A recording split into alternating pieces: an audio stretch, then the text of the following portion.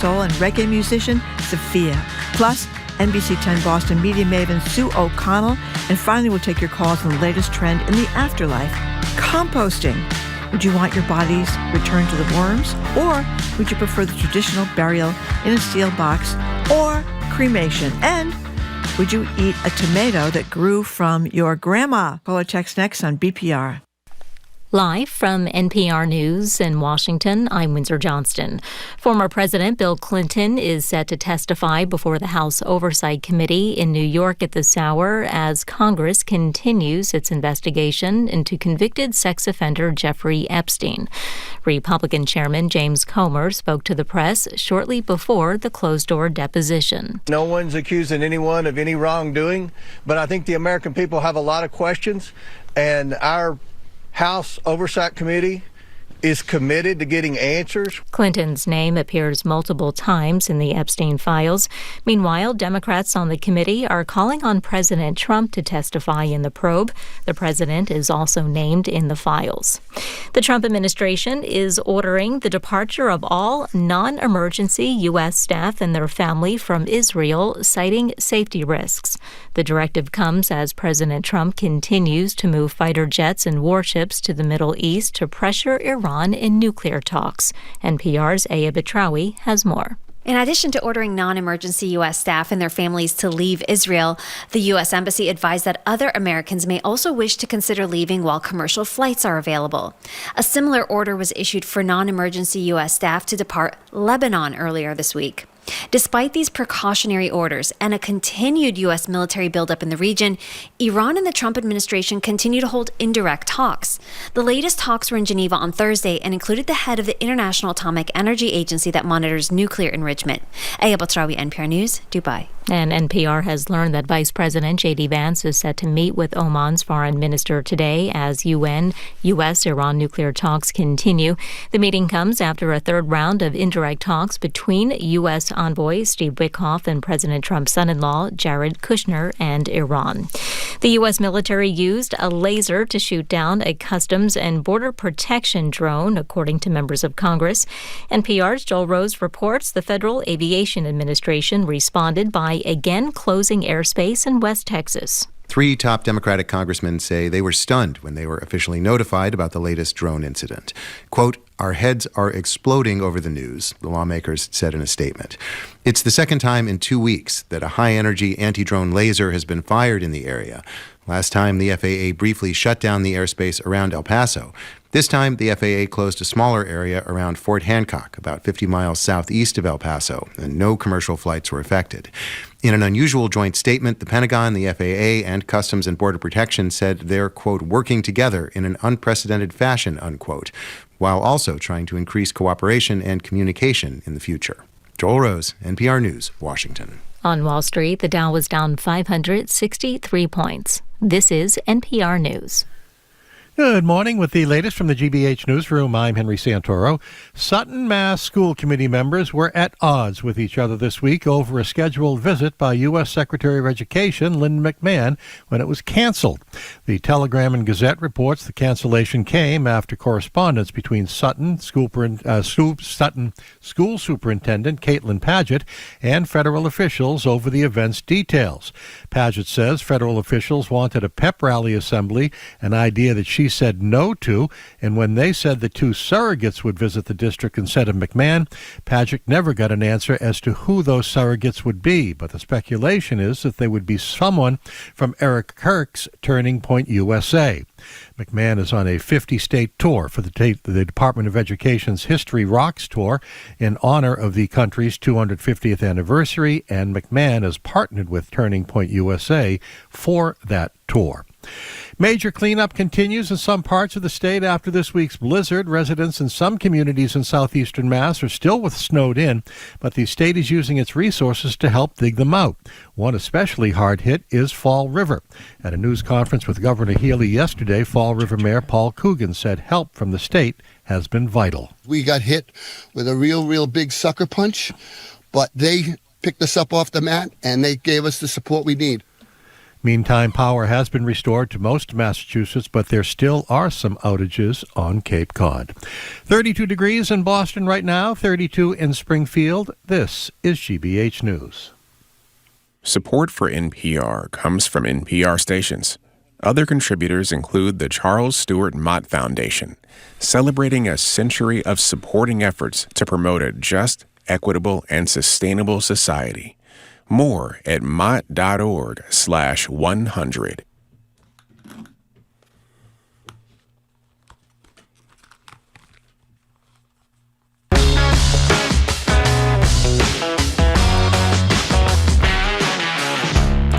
You're listening to Boston Public Radio and GBH and NEPM. Jim Browdy and Marjorie Egan. We are streaming at youtube.com/GBH News. We'll not be back at the Boston Public Library until March 10th after studio upgrades there. Hello, Jim. That's it? Yes, we're going to have the mayor on March 10th and the governor on March 27th. Marjorie's caught in her wire. I'm talking too loud and I can't figure out. No, you're fine. Yeah, it's fine for the radio. There we go. audience. I turned it down. Okay, that was a hell of an opening. Thank you. You very much. Nice to see you, too. On February 19th... It's always an adventure, Jim. It is an adventure. On February 19th, the United States women's hockey team won the gold medal match, as you know, against the familiar adversary in overtime at the Olympic Games. Fresh skaters on the ice. The outlet pass for Keller, a defenseman. Nice move, cuts to the net, score! Megan Keller, the overtime hero. The United States wins gold in Milan. I watched that live. That was like beyond thrilling. And then came the men, who also won their gold medal match, also against Canada, also in impressive fashion. They became the first U.S. men's team to win gold in Olympic hockey in decades. But the two locker room celebrations, as you all know, look quite different. And in the following days, the men have outshadowed the women, not for their athletic prowess, but for their political faux pas.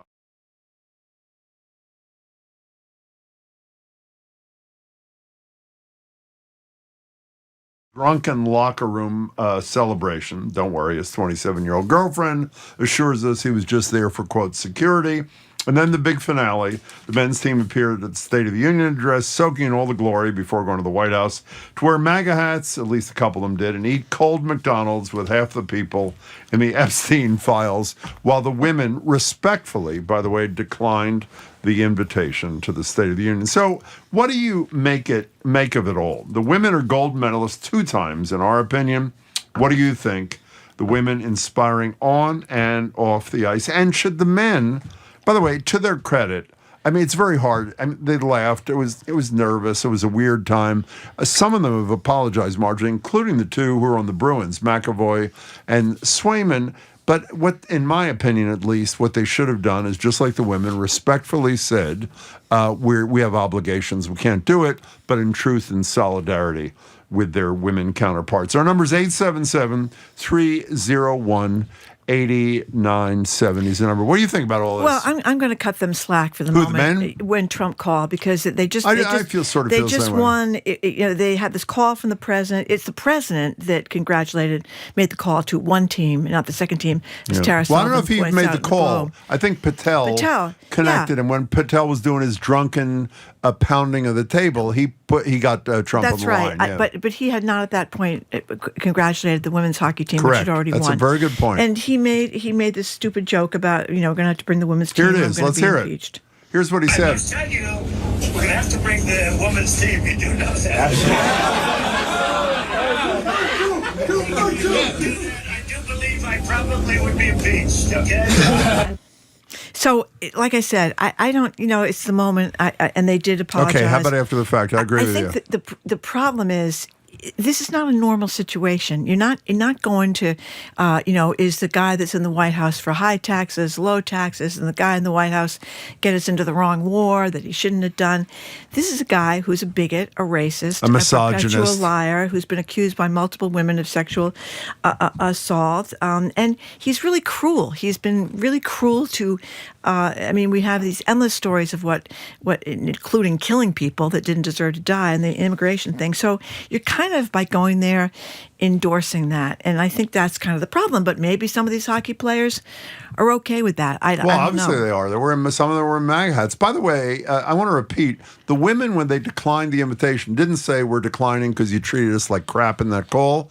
They said we have conflicts and we decline with great gratitude. They showed great class and adulthood, unlike the president. By the way, Here's the president.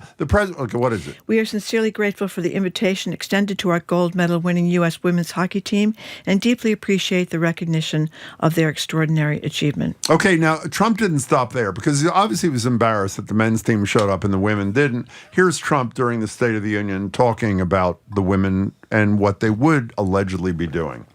But they beat a fantastic Canadian team in overtime, as everybody saw, as did the American women who will soon be coming to the White House. Well, I'm not aware that they are going to the White House. Maybe one of you is. You can let us know. 877-301-8097. And by the way, one of the things not on our list to talk about, I have never been to a women's hockey game. 3 of the gold medal players are on the Boston Fleet. And Which I didn't know either. I didn't know, including Keller, who scored the goal, the brilliant goalie and a defense person. The goalie's name is Franklin, I think her name is. And we should go, and we should maybe bring some listeners with us, too. I'm pretty excited about it. But we want to talk about the episode itself. What do you think about the women, not just on the ice, but off the ice? And what do you think about the men? Are you willing to give them slack? I agree with Marjorie. In terms of the locker room thing, Patel's there acting like a complete drunken fool. President of the United States is on the phone. They laughed nervously. They shouldn't have laughed, but what are they going to do? And at least some of them apologized. But I think, again, they should have said we can't be at the State of the Union. We have this happen every year when there's the Super Bowl or when the teams get invited to the White House. Well, the question is, do you go to the White House and endorse someone whose policies you disagree with, which in normal times is the way it is? You, like I said, that's fine. High taxes, low taxes, big government, small government. Or do you go to the White House? Does it say that you're endorsing this particular guy, Donald Trump? Do you go to the State of the Union? Now, maybe they're not paying attention to the news, being professional hockey players, and they don't know that he, reposted a picture of the Obamas looking like apes. I don't know if maybe they don't know that. But by going to the State of the Union, you're kind of endorsing the guy. I agree with that. Here's an anonymous text. Not all of, I forgot about this. This is true. Not all the men's hockey team went to the White House. I think 5 didn't. Those who didn't, they deserve recognition. The ones from Minnesota. And another anonymous texter. I'm mad that the heated rivalry hockey players didn't go to the Cash Patel locker room. A great point. And the final, for now, Gene in Marlboro text, the women hockey players are grown-ups, the men are teenagers. That's harsh, but probably fair. 877-301-8097. And by the way, putting aside all these issues we're bringing up, if you have not seen the brilliant moves this woman Keller put on to score this winning goal in overtime, it was spectacular. 877-301-8097. And the other thing we should say is in their apologies when they were talking, McAvoy and the other guy from the Bruins, Swayman, they're talking about how what huge respect they have for the women's team, which basically had a better record going in than they did, and how they hung out together and they were in the same section and housed in the same section. A lot of friendship between the two, so it wasn't like there was any animosity between the men and women's team. By the way, the question you probably can answer a little better than I. It's hypothetical. Do you think Ilya and Hollander would have gone to the State of the Union? I would say probably not. Ann in Auburn, you are first on BPR. Thanks for the call. Welcome. Good morning. And to you. Aren't we now in a moment when every single one of us is adults, and these hockey players are adults, need to stop laughing or being silent in this moment, even if it's the president? I mean, given that it's this president, too. They just reinforced hockey bro culture. My daughter was raped by a hockey player in college. Oh, Jesus. And, and the story is a book. And, the same thing happened. It was like, well, they're just young kids. It's locker room talk. I'm exhausted by it. Women should be sick of it. Men should know now not to laugh. Can I, by the way, I hope you would agree you can't equate the horror that your daughter lived through with the men not acting properly in the locker room. But in fairness, they didn't know that Trump was going to be on the phone. They just won the gold medal. Patel is there like a drunken fool, which is what he is, the head of the FBI. So I have to say, Ann, with all due respect, I'm with Marjorie.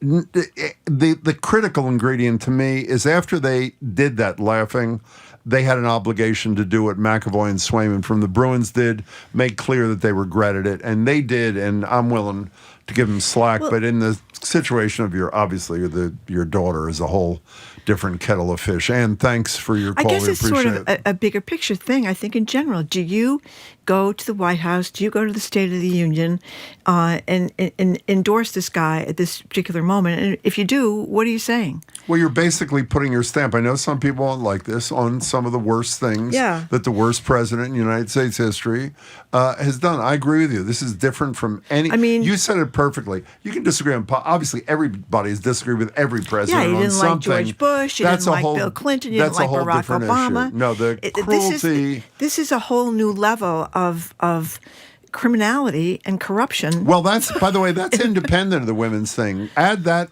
what you just described, to the fact that the women were dissed. Two reasons for the men to say, sorry, we have a I mean, it would have been better, by the way, if the women, in my opinion, if the women had said, by the way, we're not going to a place where a guy is insulting us and treats women like crap in his whole career. But they took the higher road than I would have taken. They took the higher road and said, whatever you just read, with gratitude, we decline the invitation. Dan in Brockton, hi. This is Dan in Hopkinton, Mass. Hopkinton, sorry, our fault. Welcome. Hi there. That's okay. Hi, I just wanted to say that I'm going to give the men's hockey team a pass. Mm-hmm. Only because they are in an absolute state of euphoria. They're not thinking straight. They're barely listening to what's being said. And even if you do hear something, you just don't comprehend it. You know, it's not like sitting in your chair in a stable state of mind. You are in absolute euphoria. So how about after? I think Marty and I don't know if we go as far as you, but we're pretty close.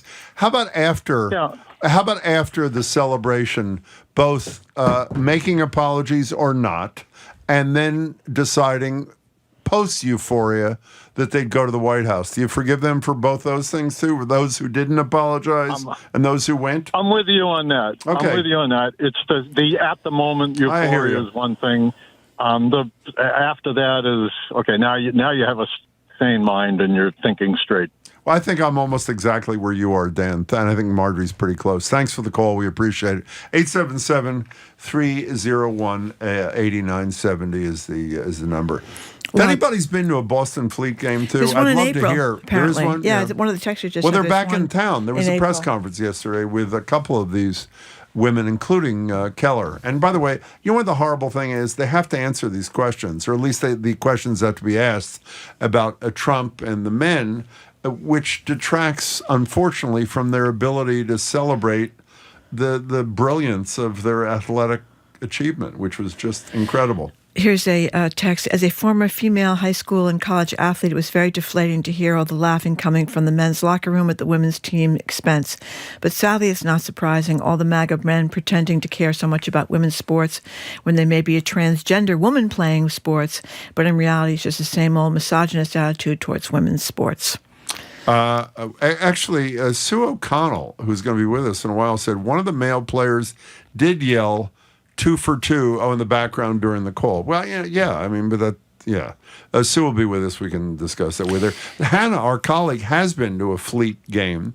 They're really fun, very accessible at the Tsonga Center, meaning I think it's only like 5,000 seats, or it's a small arena, which is great, and great merchandise, and they still fight, if that's important to you, but not for me. It's what that's pretty funny. And our staff just texted that one of the guys, Ilya, the Russian guy from Heat Ride, was going to be hosting Saturday Night Live. He's doing SNL, yeah. Yeah, I'm very excited about that. Kevin says people need to stop being classy with these corrupt criminals. They need to just say they refuse to meet with a corrupt racist felon. Yeah. Kevin is not divided on this one. You want to hear Hillary Knight again? Hillary Knight, we played this yesterday, but it bears repeating. She was on Good Morning America, I don't know what, someday this week. She's the captain of the team. I think she scored the goal in regulation that tied the game. I think I'm right about that. I'm not sure. Regardless, brilliant brilliant hockey player. I think she's been to 5 Olympics. Here is her comment about the whole kerfuffle. I know there was some sort of announcement the other day. As far as my knowledge, I haven't seen anything. I thought the call in itself was distasteful and an awesome learning moment to refocus the narrative and understand, our words matter and how we speak about women matters. And we need to celebrate this team as we've earned our celebrations on the stage and representing our country in the best way. So really looking forward to just leaning into that and continuing to drive success through our group and be the inspiration that we are in our communities. Not only is that brilliant, what she just said, but she is put in a position of treating the most powerful man in the world like a childish cretin, which is what he is. I mean, listen, we have to learn that words matter. That's what you say to your kid when they're 4. But that's what she had to do because Donald Trump doesn't give a damn about it. And by the way, I don't know if you said this already, she's a 2-time gold medalist, Hillary Knight, 15 goals and 33 points in Olympic competition. Yeah, 5 Olympics. The most by a United States hockey player at the Olympic Games. That she and another women athlete, not on the hockey team, but who's great, Browning or somebody, can somebody look that up? That they're getting married. They announced their engagement or their marriage or something. We have a Fleet season ticket holder online. Where is that person? Are we going to that person next, or are we, or whatever we are? Ursula in Westford, you're next. Hi. Oh, she is. Yeah, hi. Hello.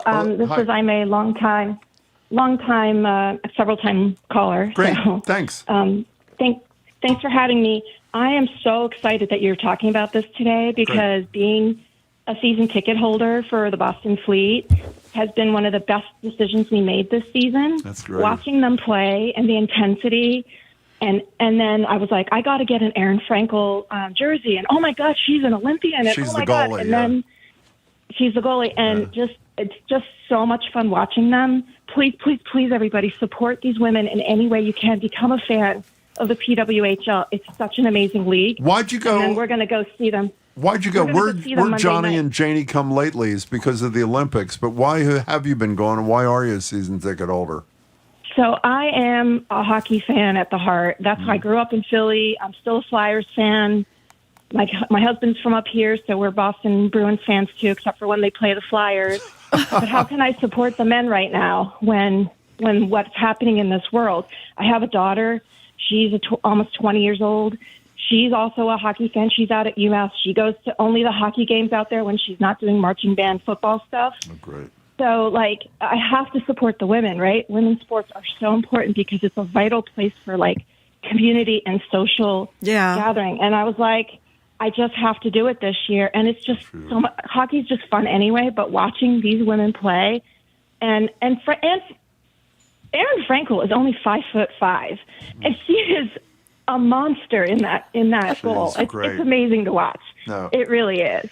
So anyway, and I couldn't be more excited for them. And just everybody, if you can, go watch a game at some point or watch it on TV. Give them the support. We really need it. That was a phenomenal call, Ursula. Really glad you did, and we are going to go. And thanks for calling us and supporting the team. 877-301-8970. I would bet $100 if Jim got invited to the White House, he would scurry right over there in his I Love Elon Tesla with Amazon boxes in the trunk. Yeah, but I'm not an Olympic champion. And here's another good one from Peter in Mystic. He said, in Connecticut, it's what Chuck Todd said the other day, Trump ruins everything. That was a quote from Chuck yesterday. That was yesterday? Yeah. It was. That was perfect. I mean, it's talking about the hockey thing, by the way. Yes, he was talking about the hockey thing, exactly. So Hillary Knight, thank you to my colleagues. The person to whom she announced her engagement and vice versa was Olympic speed skater Brittany Bowe. And as I said, they announced their engagement at the games. That's another thing. I mean, Trump really has been outstanding in the LGBTQ rights community front, Yeah. I mean, we're talking later about Kansas. One of the grossest things he's ever done. Change their driver's license. Or losing their right to drive. Their right to drive. I mean, it's so cruel. It's so cruel. Yeah, anonymous texter said, and we should have mentioned this because our colleagues told us and we forgot. Well, there are two things. One, while this is not from the anonymous texter, while the men's team was at the White House, as people have said on Twitter, opening little ketchup packets and eating McDonald's served by Trump at the White House, Stanley Tucci invited them a dinner, and obviously beyond being a great actor, he's got that food thing. And the anonymous texter mentions, please mention Flava Flav from Public Enemy is hosting the women's team in Las Vegas. Yeah, to honor them in July. 877-301-8970. Tim in Somerville, we need more Colin Kaepernicks in hockey. We need somebody, and the women, I think, are those people. I mean, they're incredible. It's just like I said, it's just nice to stand up and say you're not going to get involved with this, because it's, he even knew, though. But when he, again, assuming I'm right, and if I'm not, I will apologize. My understanding is they have not agreed to go to the White House post-State of the Union. I think even Trump was aware of how tin-eared he was when he said what he said at the State of the Union. We just played it, that while they're not here tonight or whatever he said, they were great and they're going to be coming to the White House, because he had a cover for himself, because he knew what a fool. So? He said the State of the Union, joking about how he should get a Congressional Medal of Honor. Yeah, that's a very good point, As if he flew his airplane to rescue some guy stranded on some island in the middle of the Pacific and, sustained 17 body wounds. I mean, this is the guy that dodged the draft 5 times. We also don't have time for this today. We mentioned passing. If you have not seen the Kash Patel video of him drunk, guzzling beer, pounding the table, moving his arms rapidly like he's on something other than just beer. And this is, by the way, on the taxpayer's dime, I should say, flying him allegedly for security meetings. He's there for the hockey game, $400,000. And by the way, he was the one that was after the previous FBI director, Chris Wray, saying he doesn't need we have a clip, but I'm going to say it real quick. No, we can say it. We can play. We have time. Let's play that Kash Patel complaining about Chris Wray, the former FBI director. I'm just saying Chris Wray doesn't need a government-funded G5 jet to go to vacation. Maybe we ground that plane. $15,000 every time it takes off. Just some thought. Now, he's a guy that has taken this the same jet to go off to visit his girlfriend, to go to concerts, and the whole thing he about also wanted all the Epstein files released when he was in the private sector. And the whole thing about going to Milan for the business of the FBI was a bunch of baloney, because everything was already done by the time he got there, and he left behind 2 very important things, including an attack on at Mar-a-Lago. How long would Christopher Wray have stayed as head of the FBI if he had done that and not apologized for it 5 minutes later? As soon as he landed? 2 seconds. Yeah. About 2 seconds. Yeah. Okay, we are moving on. By the way, we are going to go to a Boston Fleet thing, and we'll talk to Jamie and Zoe and our team, and maybe we can bring some people with us. We're looking forward to it, and I hope you guys are too. Ooh, here's a good one. Every adult needs to have a stock response to sexist, racist, etc. jokes and remarks. Mine is, why would you think I'd laugh at that? Yeah. That's a good one. Well, it would have been great had the men done that. In any case. Okay, thank you for all your calls and texts. Coming up after a quick break, author Rachel Hartigan joins us to talk about her new book examining one of the world's most famous unsolved mysteries, the disappearance, nearly 100 years ago, of the famed aviator Amelia Earhart. I'm Marjorie Egan. He's Jim Browdy. Listen to BPR and GBH and NAPM and streaming at youtube.com/GBH News.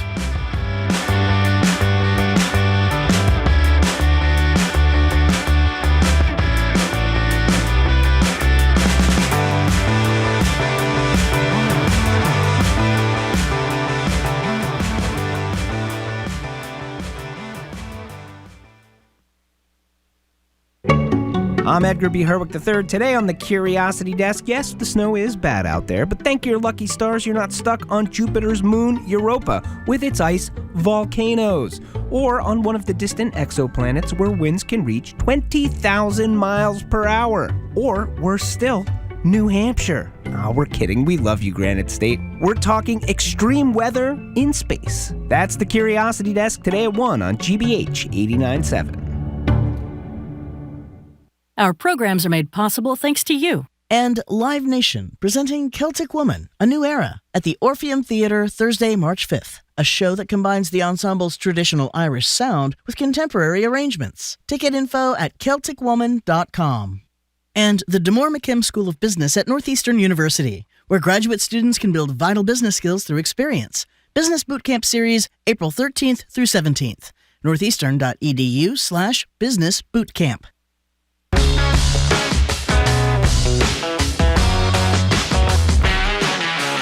Welcome back to BPR on GBH and NEPM. I'm Jim Browdy. She is Marjorie Egan, streaming at youtube.com/GBH News. As I hope you know, we are not returning to the Boston Public Library until March 10th. On the 10th, Mayor Wu will join us for an hour of Ask the Mayor. And on March 27th, the governor, Maura Healey, will join us for an hour of Ask the Governor. We're still waiting to hear from the AG. For almost 9 decades, the life and disappearance of adventurer and journalist Amelia Earhart has captured the world's attention. Countless portrayals in pop culture and media, and the enduring legacy of her own voice, like this clip from 1932, when she had just become the first woman to have flown across the Atlantic solo.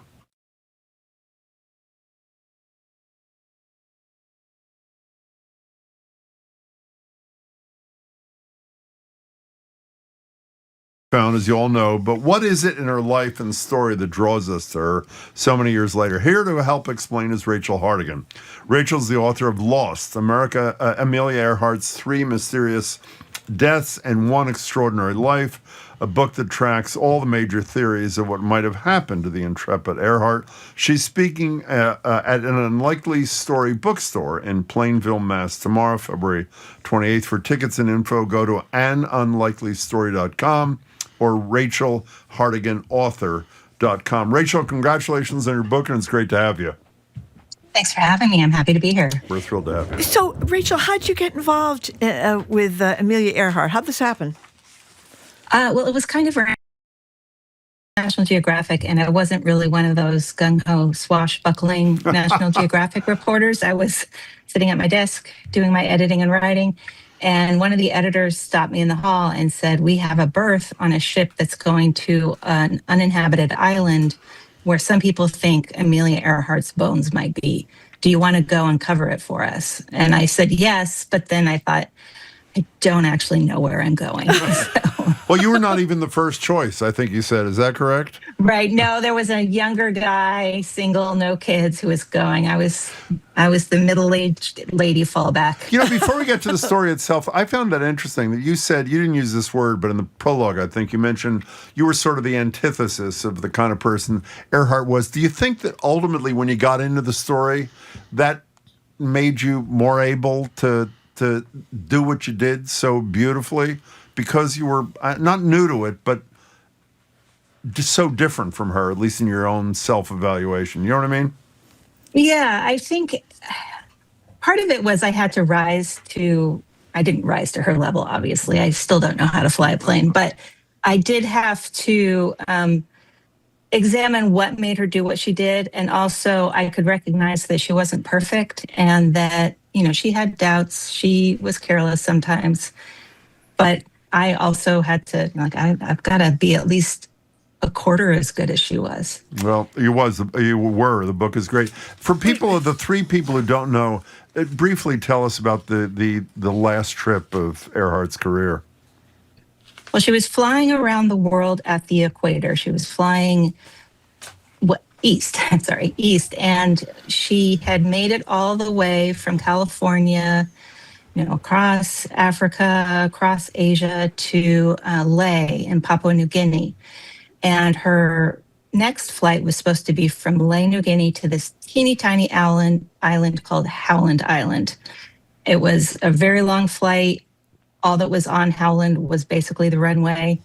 And on her way there, she disappeared. How big a deal was she at this time? For those who have not been following the story for decades, how big a deal was Amelia Earhart? She was huge. She was recognizable by her voice, by her face. I don't think she could go anywhere without being recognized. And that was really the beginning of mass media. Radio was so big. The newsreels were so big. So everybody knew who she was. And I think that's part of why people still can't accept that she disappeared, because so familiar with her. Well, I thought this might have died down, but I was totally wrong, because I read toward the end of your book, Diane Keaton played her, Amy Adams played her, Hilary Swank played her. She got made into a Barbie doll, a Lego doll. Rihanna got involved. I mean, she's still big in pop culture. What's that about? Yeah. Well, I think she looked so modern. I think if you plopped her down right now, you wouldn't say, oh, that's a woman from a past time. She just had this air of forward looking. She was very charismatic. I think she didn't feel stuck in time. Yeah. I think. I mean, I can't tell you how many times people have said, oh, I named my daughter Amelia after her. You know, Rachel, before we get into the briefly, I guess the three major hypotheses, as Marjorie always calls it from her columnist days, there's a dreaded local angle. Dreaded local angle, Boston, yeah. Explain to people the Boston, Medford, whatever part of Amelia Earhart's life. Okay, well, she lived in Medford from 1924 through 1928. She'd ended up there with her mother and her sister. And at first, she wasn't too happy to be there because she couldn't find a good job, something that she really wanted to do. But she ended up getting a job at Denison House, which was a settlement house, with basically a community center kind of place that helped impoverished immigrants, taught them English, got them involved in basketball. And she loved being a social worker there. So that's where she was when she got the call asking if she wanted to be a passenger on a flight across the Atlantic. So give us the theories. By the way, also said she applied to MIT, get into MIT, and then you reported she couldn't afford to go to MIT for some... Yeah, she didn't get a scholarship. Yeah, didn't get a scholarship. But tell us about the theories about what happened. There are various ones. Yeah, there are three main theories, and some of them have sort of permutations. The first one is that she was captured. She was captured she got off course, or she went off course on purpose and was captured by the Japanese and died in their custody. The second one was, shorthand is called castaway, and that is that she was looking for Howland Island, ended up flying south and found an island that was called Gardner Island at the time that had a reef around it, that if it was low tide, she could have landed on it. And she died. She and her navigator died there, a castaway. The last one is that she basically couldn't find the island, ran out of gas, and ditched in the ocean, and her plane is somewhere on the ocean floor. So can we get back to... Didn't I read one more about how she was snuck back into the United States disguised by a nun, and somebody thought the mounds in the family home were where she was buried? That's a permutation of the capture theory. Okay. That also means that that theory includes that she was stashed in Hirohito's palace in Japan, and that she helped plan Pearl Harbor. Yeah, the Tokyo Rose theory, that her voice and her voice didn't sound like Tokyo Rose's when people, and there were multiple women. By the way, the fourth theory that you don't cover in your book, which is disappointing, what's that? Is that she's with Elvis. That was the other thing that a lot of people are. She's in Graceland. So one of the things I loved is you interviewed, I think when she was in her 90s, the woman who is key to one of those theories as a little 11-year-old girl who came upon a couple of Americans who she originally thought were men. Share that story with us if you can, please, Rachel. Yeah, there was this young girl named Josephine Blanco living on Saipan. She's bringing lunch to her brother-in-law. And when she got there, there were two pilots, white pilots. She'd not seen too many white people. They both had short hair and both were wearing pants, so she assumed they were men. But then she heard Japanese officials saying that one of them was a woman. And she was astounded because she'd never seen a woman with short hair or wearing pants. But she didn't really talk about it, and it didn't come up again until she was working for a Navy dentist after World War II. And then it blew up into a big story because he essentially aggrandized the story that had been told by the kid who had been 11 but was now an adult, correct? And that's how it became. Yeah, he had theories. exaggerated it. And then another newspaper reporter had exaggerated it, which was very frustrating to her. And I think it may have, I don't know how clear her memory was at that point of that event, because so many people had said, No, that was Amelia Earhart that you saw. It couldn't have been anybody else. How old was she when you interviewed her? She was in her early 90s. Wow. We're talking But she was sharp. I'm not saying she had memory problems. I just think, yeah.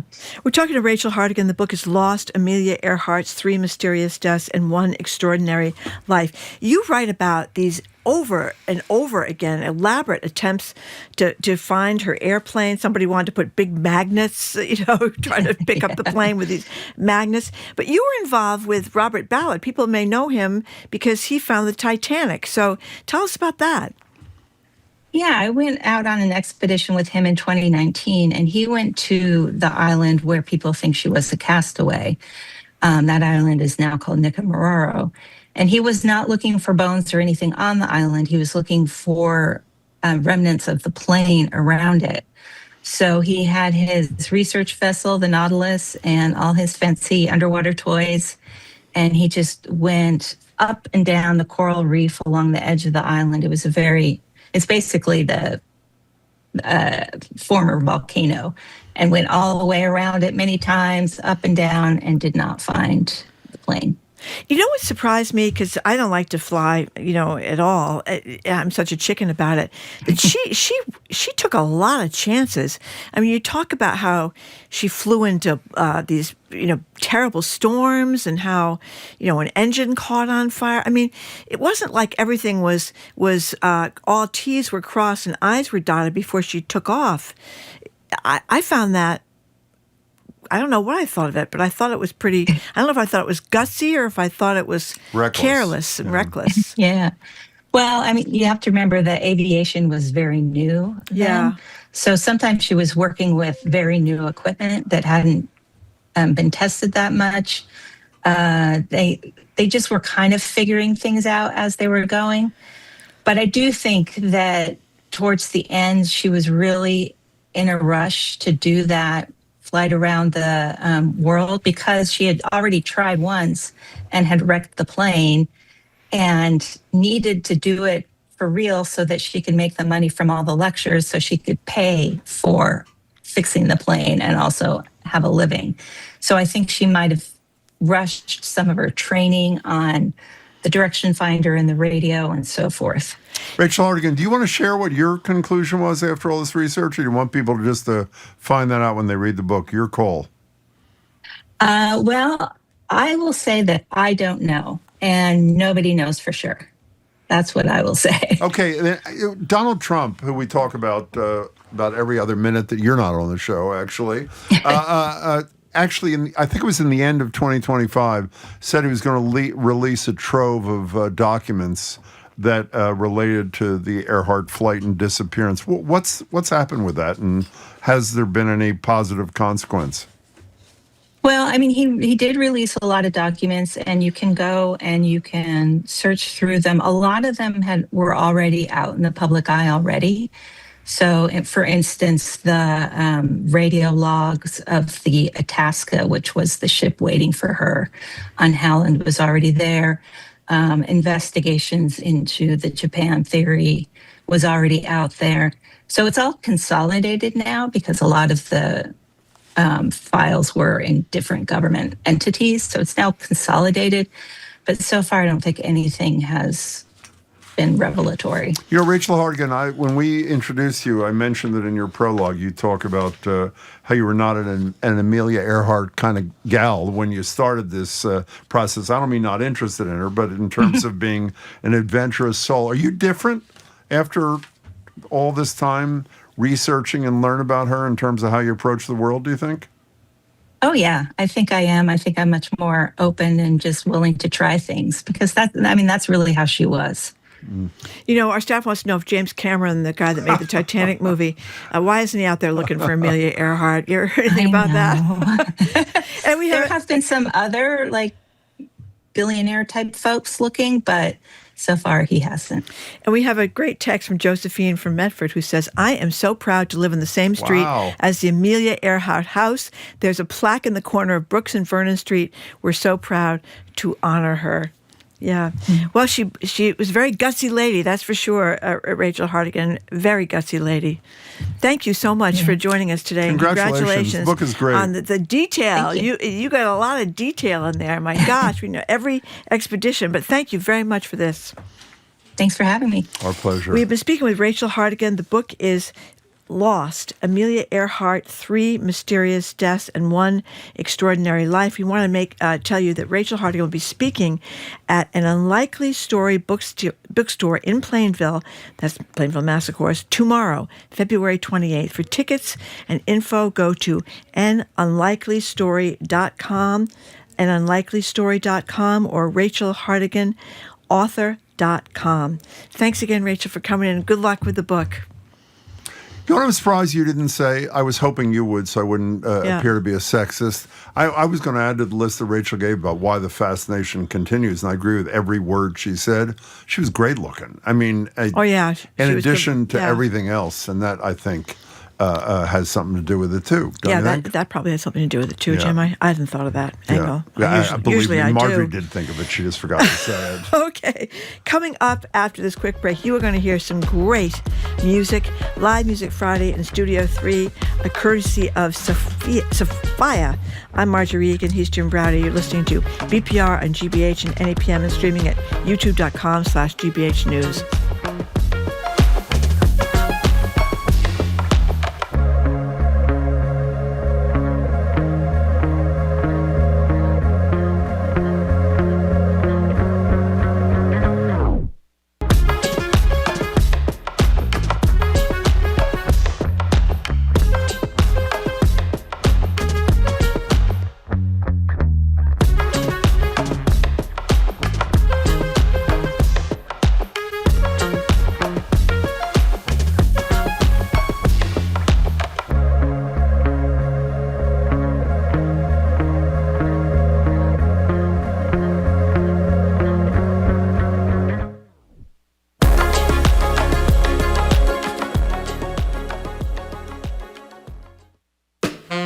I'm Jared Bowen. Today on The Culture Show, Dennis Lehane. He's known for his literary crime novels like Mystic River, Gone Baby Gone, and Shutter Island, which were adapted to the big screen. He's also made a career writing for television, which includes the Apple TV series Smoke. Here, Lehane takes the true crime story of an arson investigator and further ignites it with his own spin, resulting in a slow burn thriller. That and more on The Culture Show today at 2 on 89.7 GBH. Support for GBH comes from you. And Revision Energy, a renewable energy company building and servicing solar, batteries, and air source heat pumps for local homes and businesses for over 20 years. Revision Energy. Revision your power. More at revisionenergy.com. And Rogers Fish Company, founded by Roger Berkowitz. Their signature double clam chowder is available for purchase at all Market Basket locations. More at rogersfishcompany.com.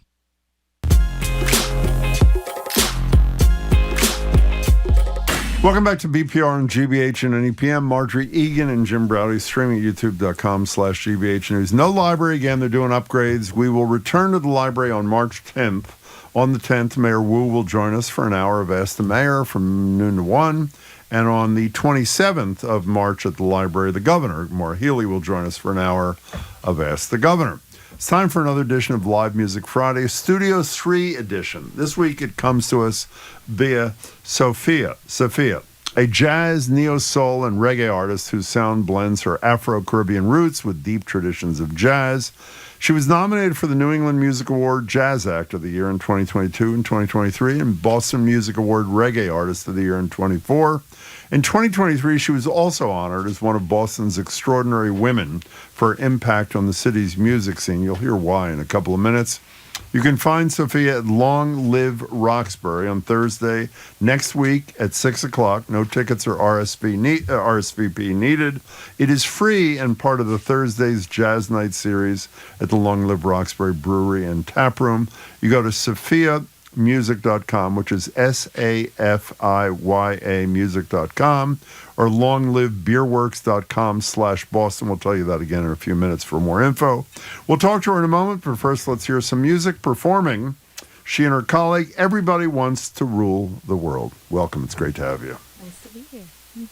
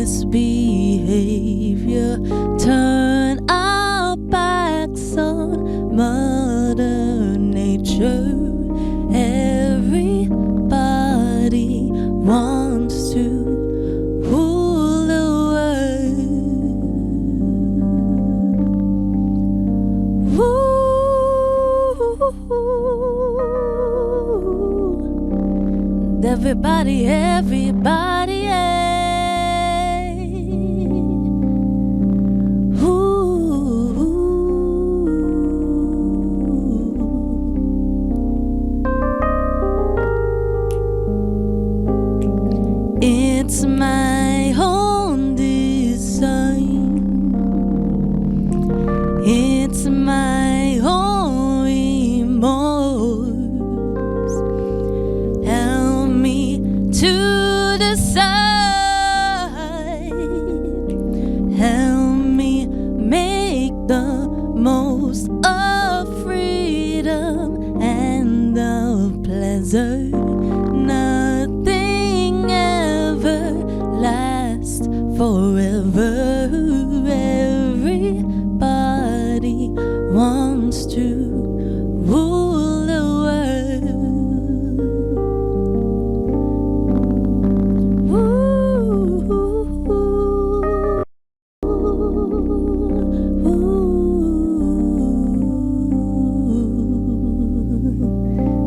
Suddenly,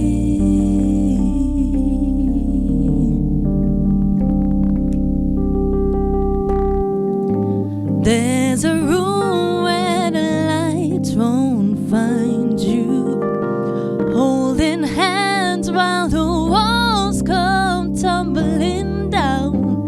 If they do, I'll be right behind you.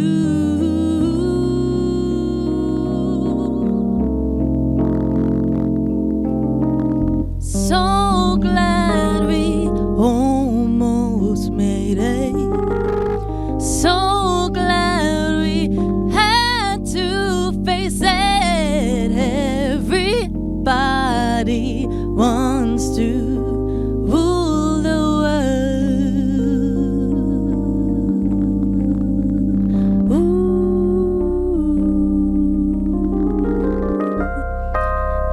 Everybody, everybody, everybody wants to.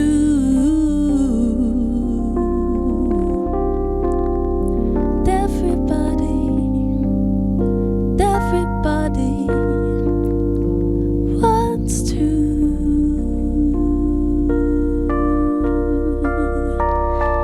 Everybody, everybody, everybody wants to the world.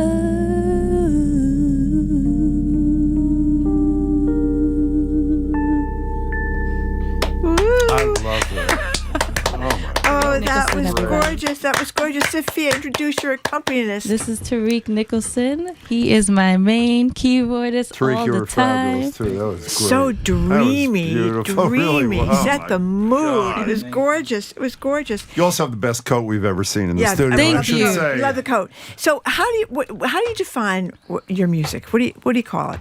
So I like to call it jazz, neo-soul infused with Caribbean genres. So whether that's you're mixing a little reggae with jazz, a little calypso with jazz, a little compa, any Caribbean genre you could think of, I like to infuse it with a jazz, neo-soul feel.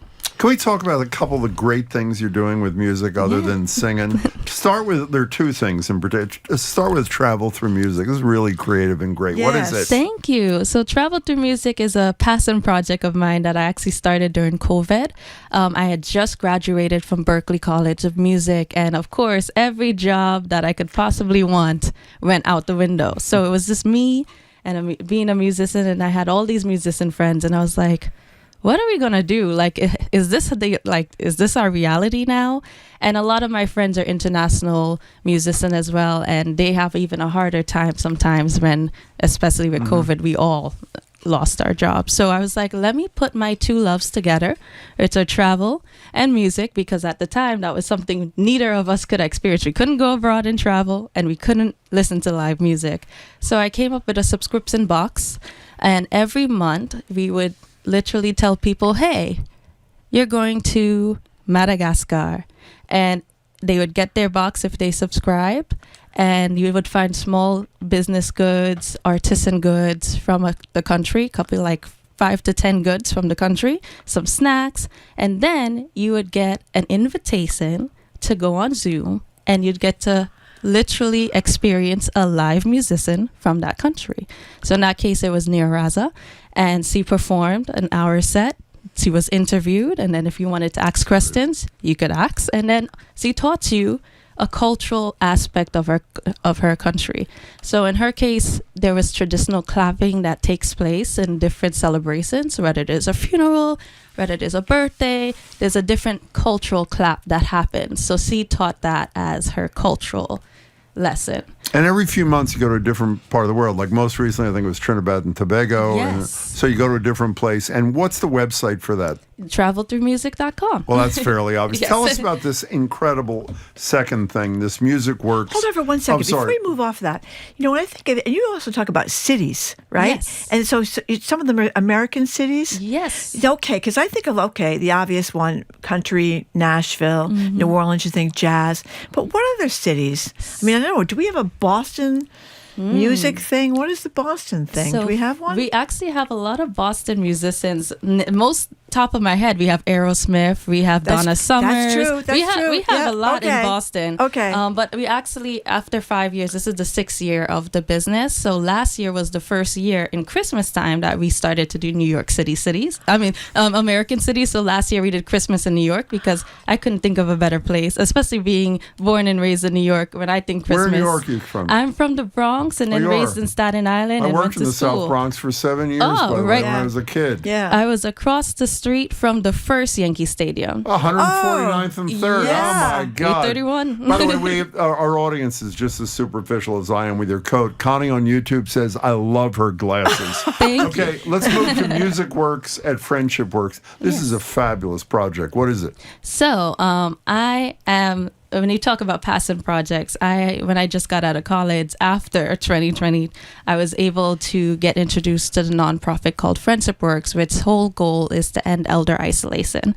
And I became the Music Works manager. So my goal and my endeavors is to bring the beautiful power of music and music therapy all throughout the city of Boston to elder homes and elder buildings and facilities.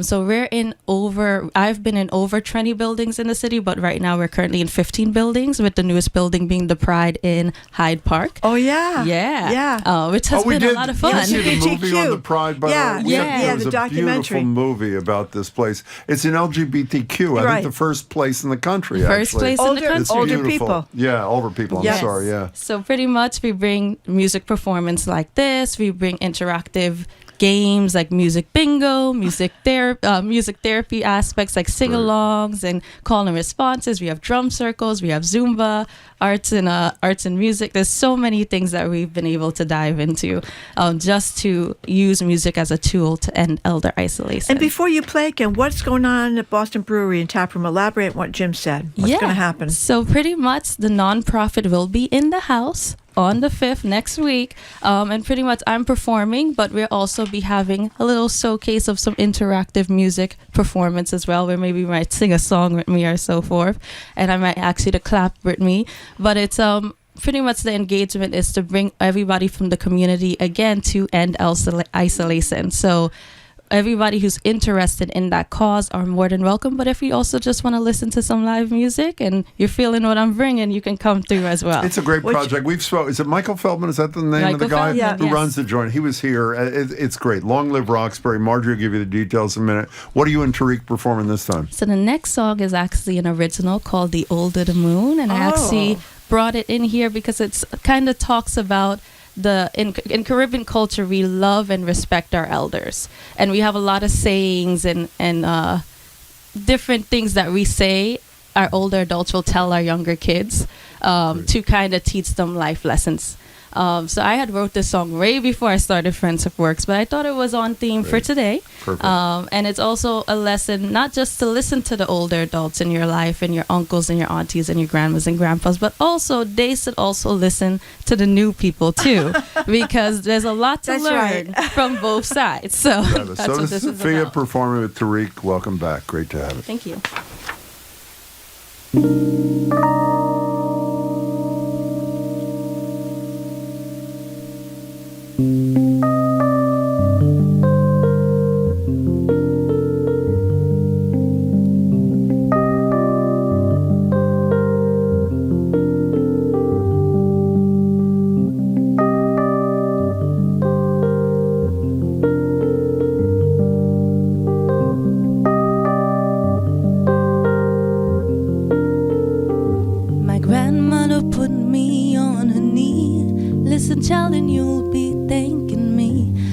To get lost is to learn the way.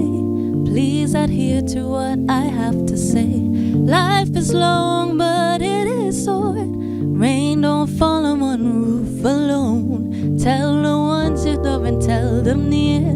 Tell them, darling, you are here. The older the moon, the brighter it shines. My love, newer ones you can see too. The older the moon, the brighter it shines, my love. Rise our hearts, know this to be true.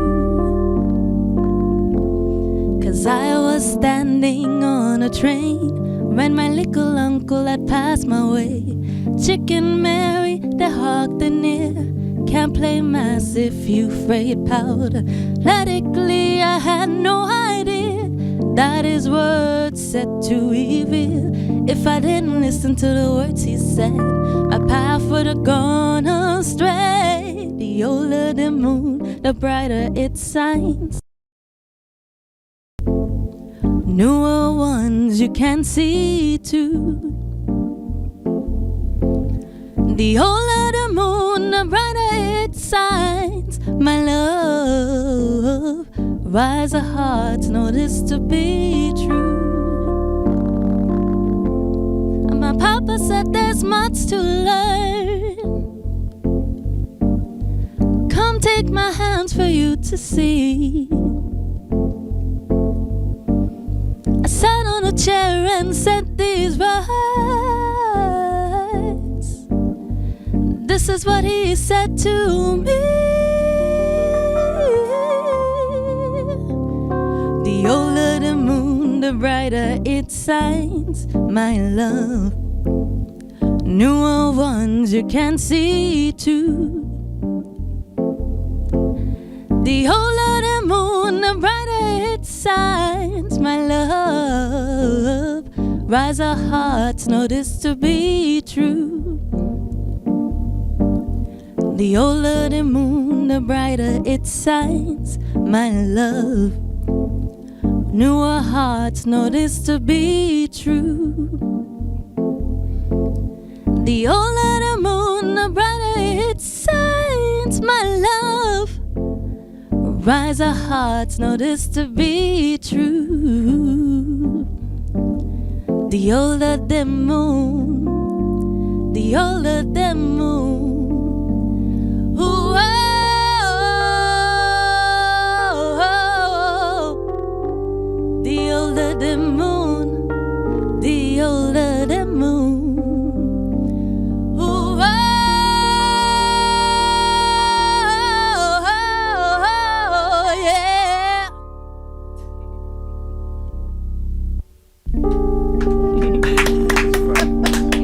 Oh my gosh. Sophia, that was great. That was great. We've been listening to jazz, neo-soul, and reggae artist Sophia. You can find Sophia at Long Live Roxbury on Thursday. That's next Thursday, next week, 6 o'clock. No tickets or RSVP needed. It is free and part of the Thursday's Jazz Night series at Long Live Roxbury Brewery and Tap Room. Go to SophiaMusic.com. I'm going to spell it for you. SAFIYA, SophiaMusic.com, or longlivebeerworks.com, Boston, for more information. Thank you so much for coming in. That was awesome. We're going to keep going here in Boston. We say goodbye to the folks in NEPM. After a quick break, media maven Sue O'Connell is here. She's going to talk about the latest on Samantha Guthrie's mother's disappearance and Hillary Clinton's deposition yesterday. I'm Marjorie Egan. He's Jim Browdy. Listen to BPR and GBH and NEPM streaming at youtube.com/GBH News.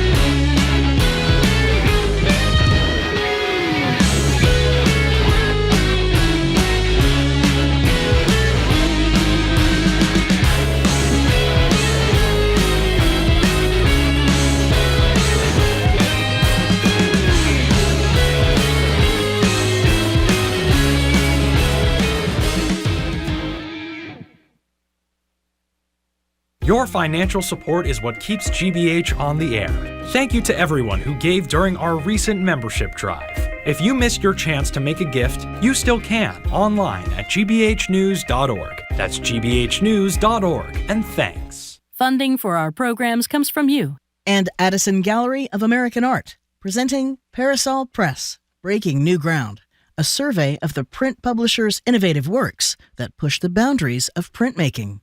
AddisonGallery.org. And GM Roth Design Remodeling, providing custom kitchens, bathrooms, and accessory dwelling units. Their design team works to create living-in-place solutions tailored to the needs of each home and family. More information at gmroth.com.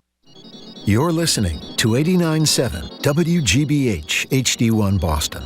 Online at gbhnews.org. GBH News. What matters to you?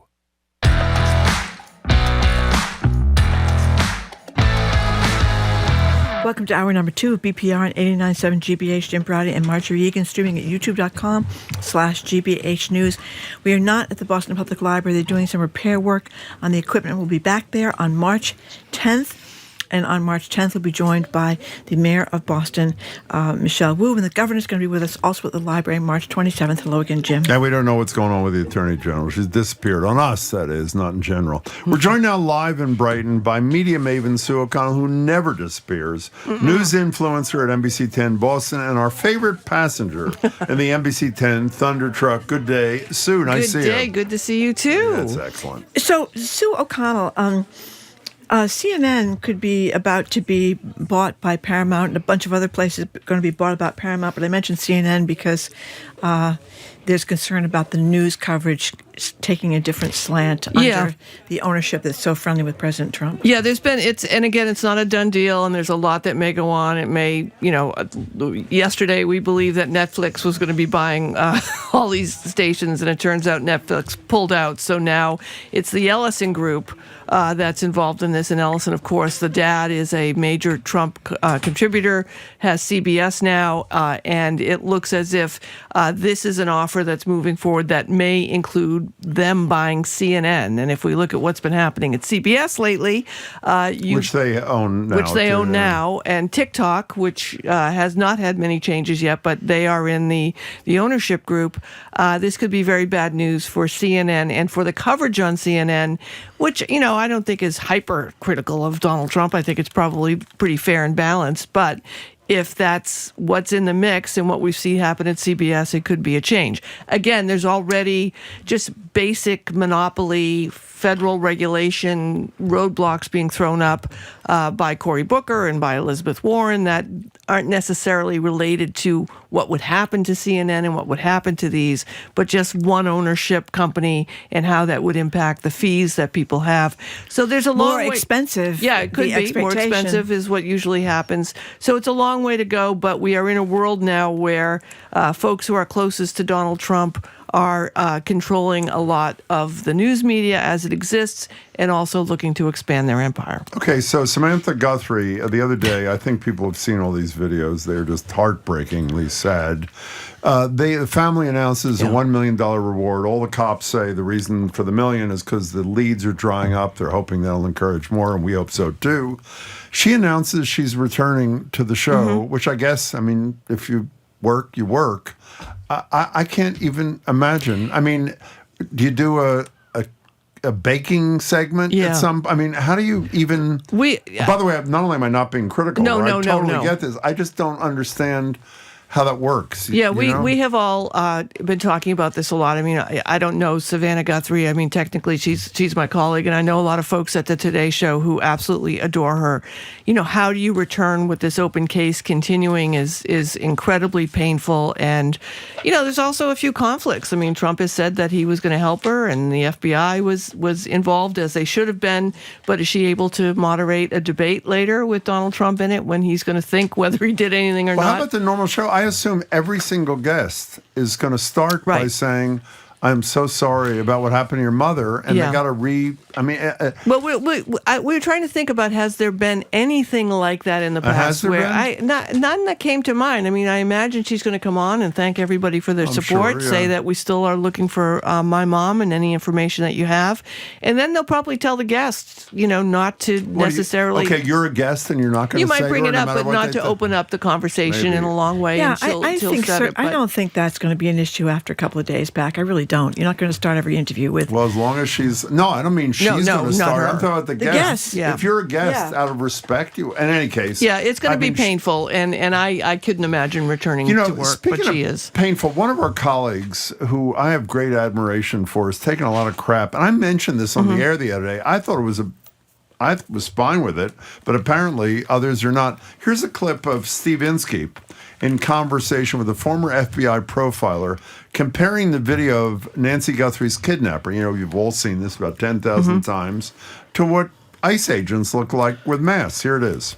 So let me think about this. We have this man, he walks up to the porch, he's armed and his face is covered, a little like a federal immigration agent, although it's more covered even than that. When I heard it, my initial reaction, and I mentioned on the air to Marjorie, was, they're masked. He's masked. Yeah. He's not suggesting, as some critics are saying, it's probably an ICE agent who took Nancy Guthrie. So, it's an outrageous reaction to a fact of life that we're in right now. And I'll when I heard it, and I didn't think about it, and I thought about the reaction. I once had someone at my door who looked like a gang member, it was knocking on the door, and I looked and I opened it, and it was one of the gang unit.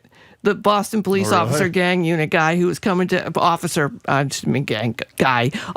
came to ask a question, and I laughed at it and I said, "You're dressed like one of the gang guys. How do I know to answer the door?" And he laughed. He goes, "Yeah, I get that a lot."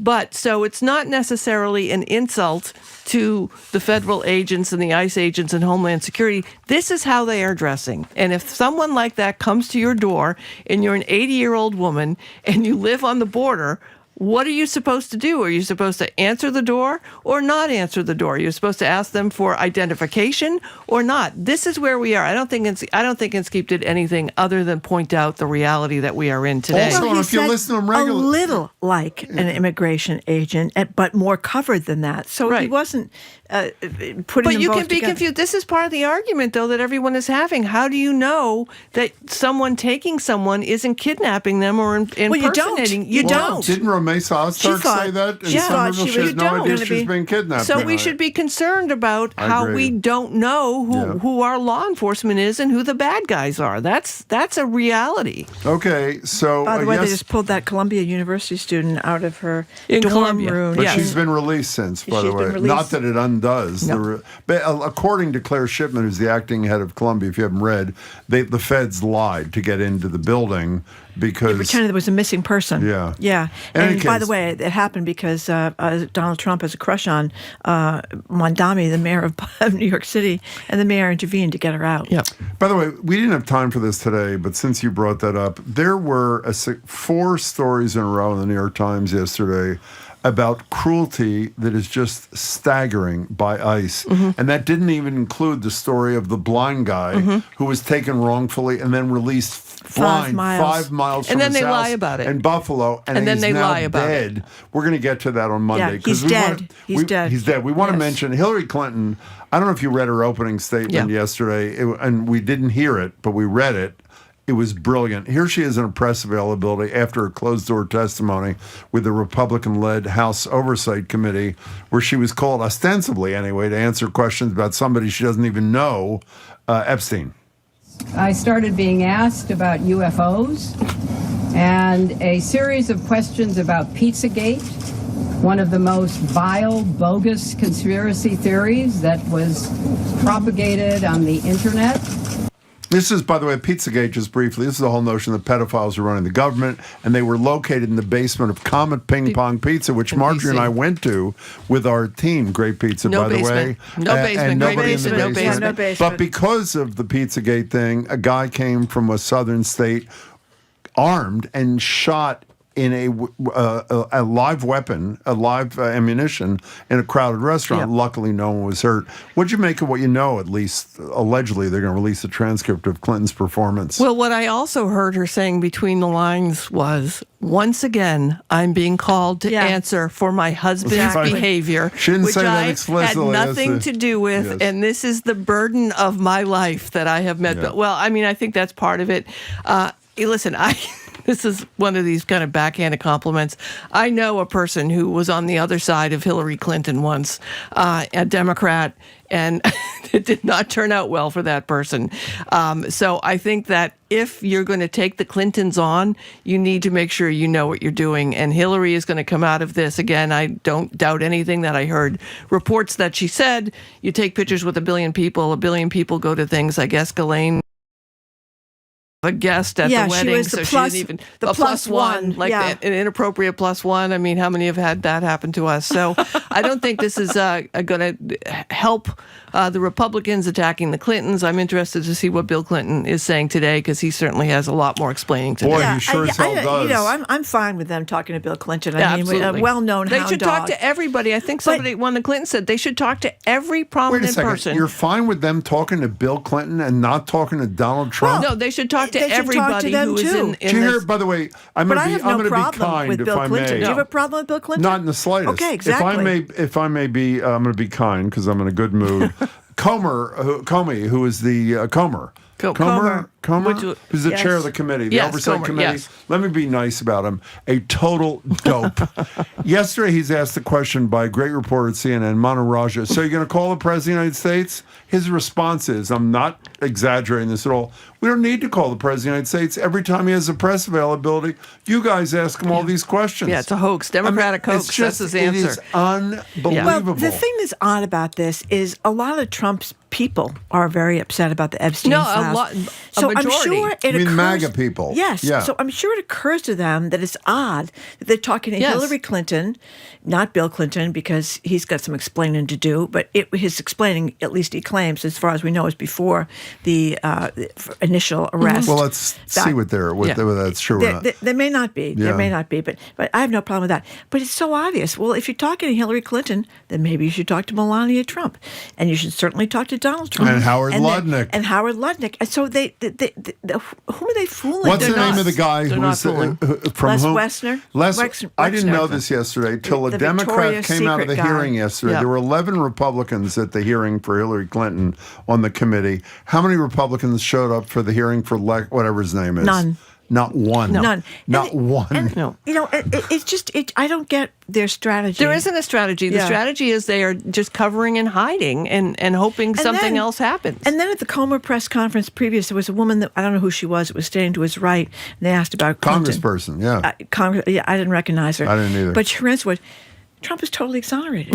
He's totally Because he exonerated. says it every 10 minutes. Listen, as the great Kara Swisher Yeah. says all the time, you can tell that they are lying because they accuse other people of what they are doing with And no meanwhile, evidence. We have the story that broke. NPR reported it. Other places have reported it now about Missing pages. a 13-year-old. Which was in the news when Yeah. he ran for president in 2016. We talked about a legitimate claim of a 13-year-old who said that she was sexually assaulted or abused by Donald Trump. And it was covered, and people still voted for him. Yeah, but there are and now interview it's notes missing. that exist Now it's that missing. people have Right. not seen. And now But he's they're missing. exonerated, Sue. As he says every day. Yeah. Hey, you know, speaking of cruelty in Trump, before we talk about somebody who's a little bit more creative, forward-thinking politician out of New York, can you describe briefly, because I can't handle this today, what happened in Kansas?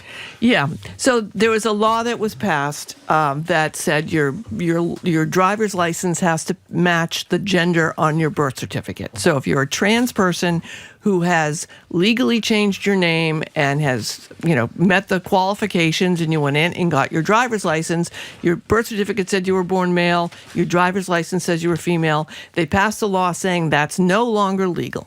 Okay, fine. Disagree with it 100%. State has a right to do that. But the cruel part is they didn't give a grace period to it. So Nothing. midnight, somebody who had a license that said they were female, they were unable to drive legally at 12:01 the next day without any grace period. Now, why would there be a grace period? You might say, oh my God, that's confusion. Here in Massachusetts, when I was in high school, the drinking period, a rolling grace period that they had put in so that I couldn't drink, but my friend who was born a month before me could drink, and they just worked it out until finally it was all even. There was no grace period allowed to these individuals who now have to figure out how they're going to get a license, have to go back, and they have one set of legal IDs that say they're one gender, and now another set that say they're another, and, who knows what can happen here. And this, again, the cruelty is the point. Exactly right. Cruelty is the point. Having a year grace period. Look, I'm not going to argue with the state in the way they want to vote. Totally Well, I wrong in think my you opinion. should, No, but I totally wrong in my opinion. Okay. But, you give people, your citizens, a grace period to comply to the law that you passed, and they didn't do this. And they've got a bathroom thing in this, too. Anyone found to have used a bathroom not in accordance with their assigned sex at birth be given a written warning first time, second time, $1,000 fine. Yep, can't wait till Third some time, dad wants to change a diaper in the women's room. 6-month prison sentence. Can't wait until some dad needs to use a women's room because there's no changing table to change their infant. Let's see what happens there. Yeah. So let's talk about a politician who knows how to work Trump. I love Usually it. we're talking about Claudia Sheinbaum, the head of Mexico, who knows how to work Trump. I have to say, if you were to say to me, who's the last person you could come up with who's going to charm and manipulate Donald Trump, I would say it'd be Zoran Mamdani. This guy, I mean, a lot of people object to it because they say you shouldn't be playing patsy with a guy like Trump. Explain Mamdani's latest venture. So, game recognizes game, okay? And Mamdani, he's at the top of his game. And when he met with Trump, what does Trump love? He loves the tabloids. John Barron loves seeing his name name in the paper, That's right? right. Explain who John Barron is the alias that Donald Trump used for years to call in tips about himself to the tabloids. By the way, those And recordings exist. They We exist. played It's a those. real And then he thing. named his son Barron. Yeah, that's right. And of course, those of us old enough remember the headline with Jerry Ford tells what's the headline? Drop dead. Drop dead. Ford to New City. York. Ford to City. Drop dead. And that was That's the the big Daily headline. News, I Yep. think, right? Yes, Yeah. yes. Which, also had a great headline, Earth invades when we send something to Mars. But nonetheless, Mondani had... Not as good as the greatest headline ever in the Boston Herald. Topless Just body found... headless headless body found in topless bar. That was the New Okay, York good. Post. Oh, I thought it was your paper. No. Oh, No. I'm so I wish sad. it were. Okay, go So ahead. anyway, Mondani brings a mock-up headline of the Post that basically says Trump saves New York. To the White House. To the To White Trump, House yeah. and shows it to him and sucks up to him and cons him. And then, of course... Big picture. Big picture. And then the White House releases it and they're both smiling and it's gone through a Well, wait, he brings Instagram another filter. headline, too, which says, Trump says something like, long live New York, or... Trump to city. Let's build. Let's build. right. Because Yeah. he's a builder. So totally Front sucks up page to him mock-up. in so many ways, just totally hits all of his buttons. And of course, now we're seeing there's some benefit to New York City, this Columbia student who's been released and some other things that have been going. Some people are outraged by it. I look at it like Winston Churchill with Stalin. It basically is somebody who you know is progressive. He is clearly a socialist, right? He's clearly a socialist. And he is working Donald Trump in a way that is disarming Trump from attacking him, disarming Trump from using him in the midterms as what the scary thing that's going to happen to America if Republicans don't go back. And he's conning Donald Trump, which I think is really the That clear is part. exactly So right. I don't What have was any your issue. opening line? Game? What was that A line? game recognizes game, That's and totally true. Mamdani is just in there, totally conning Trump, and Trump has fallen for it because he can't help himself. And you know what I loved? I mean, the immigration thing, that he managed to get that woman the same day. She could take it in the morning illegally, apparently, and she's back at the end Didn't of the day. Trump mention him in the State of the Union? Yes. I disagree with his policies. They're horrible, Nice but not a bad guy. And right? listen, and I know some people are probably saying, why can't Michelle Wu do this? And the answer is because you need different types of personalities dealing with Trump in different ways. And she said specifically, we asked her and others have asked her, that's not her. She doesn't want to do that. And she which couldn't is do fine. it. She absolutely, I'm sure, couldn't con him the way that Mamdani is because he's got a good head of hair too. He's a good-looking guy. He dresses well, and they're also from Queens. Yeah, they got that New York City thing together. Yeah, that rich New York City thing. I think I'm that all there's for a it. certain somebody's got to be the Winston Churchill conning Stalin. That's So before you go, we have a question for you. In a couple of minutes, we're going to speak to Christopher Muther, who, in a moment of seriousness, was trapped in the aftermath in Puerto Vallarta, and it was a harrowing thing. He's going to explain it to us in a minute, what happened to him. And after that, we're going to ask listeners, if you have a choice between the two ways of after you've expired, which we hope is a very long time from now, you can either obviously be buried in the ground. Yes. You can be cremated, and apparently, which I don't think I was aware of, you can be composted. Yes. Composted, yes. And not only composted, then members of your family can eat fruit and plants that are essentially in you. Yes. So which would you choose? Well, my daughter and Ruby why? and I had this conversation the other day, and of course my choice was to be composted. Of course it and was. turned into fruit. Ruby's was more the psycho Norma view, where she was just going to stuff me and leave me in the living room because she loves me so much. Oh, like isn't that Psycho. nice? Like Psycho. Yeah, I would just be there hanging out all the My time. landlord in college in West Philadelphia, Michael Karp was his name, ended up owning virtually all of West Philadelphia. You go into his bedroom. Don't ask why I was there. It's a long story.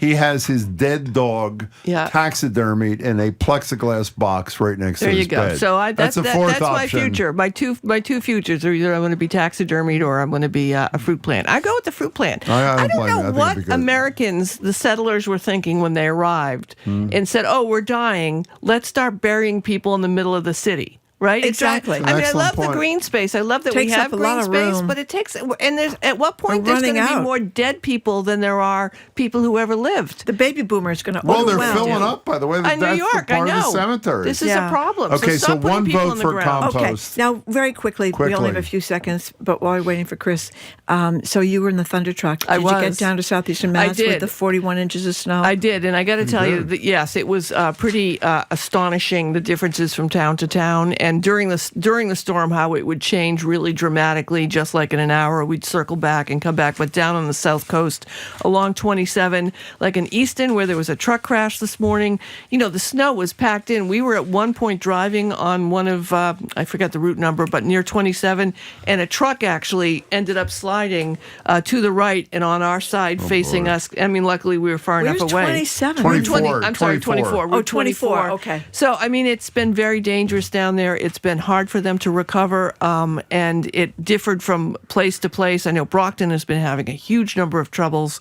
The current mayor who just took office is saying that the former administration didn't fund the budget enough Which for city, them. Brockton or Brockton? Yeah, Brockton, okay. to have enough plows to be able to answer the call.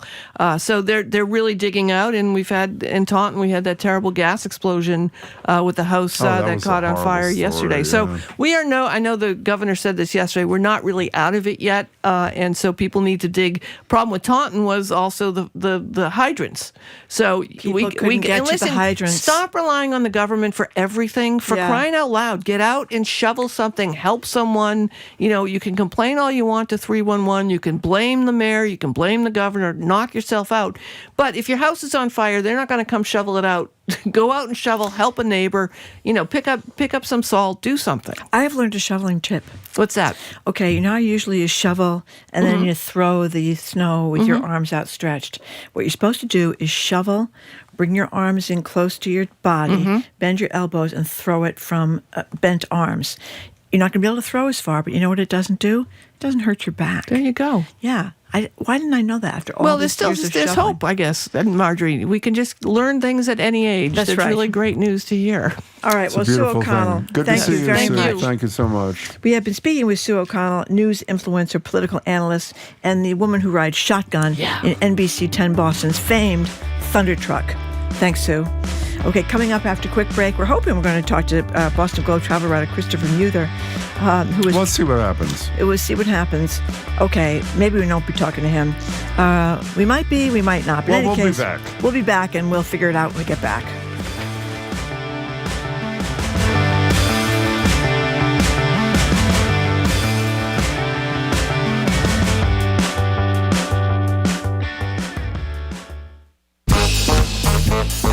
This week on Under the Radar with Callie Crossley, a Vermont business helps push out the president's tariffs. A sandwich athlete heads to the Paralympics in Milan. And Rhode Island's $70,000 rug mistake. It's our regional news roundtable.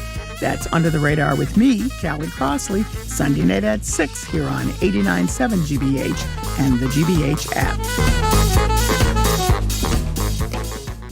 Support for our programs comes from you. And Explore New England. This original documentary film series explores the region's great outdoors through a variety of activities, including hiking, fishing, birding, and camping. Available on YouTube and Roku or explorenewengland.tv. And Heights Crossing, an assisted living and memory support community offering residents experiences aimed at promoting independence, inspiring curiosity, and encouraging connection with others. More at heightscrossing.com.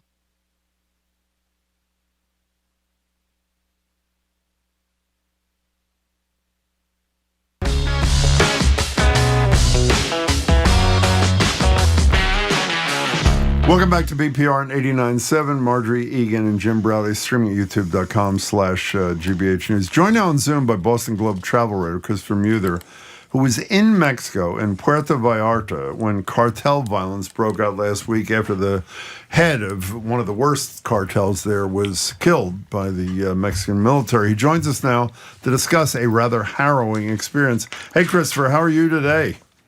He's great. I'm well. How are you, Jim? Look at him. He's in his sunglasses and his T-shirt and the blazing sun. Antigua? Is that what you are? Exactly, Antigua. Yep. It's tough. Why were you there, Christopher? Why were you in Puerto Vallarta to begin with? I was working on a story about Americans who are looking for new residency. Basically, they want to leave the U.S. Everybody who I was with in this group, which is about 12 people, were wanting to leave because of the political climate, specifically President Trump. Wow. How did they all find each other? How did the group find each other? There's a company called Expat that basically works with people from every step of the way. They do this sort of in different countries around the world. In this particular case, it was Puerto Vallarta, which has a pretty decent expat community, and they work with people to, sort of get work visas or second citizenship, that sort of thing. So I was following that group along, and I happened to be in Puerto Vallarta the day that things went down. So you talk about it was a regular day, and at 9 o'clock, all of a sudden, plumes of smoke and fires. What happened? The drug cartel there, basically, it's the best way to describe this. The police and military came in to sort of break up the drug cartel. They shot the leader of the cartel. In retaliation, members of the cartel, to kind of show that they were still a force, kind of set the city ablaze. 60 or so cars and buses got flipped over, set on fire. Spikes were put in the road. The idea was to make the city impenetrable.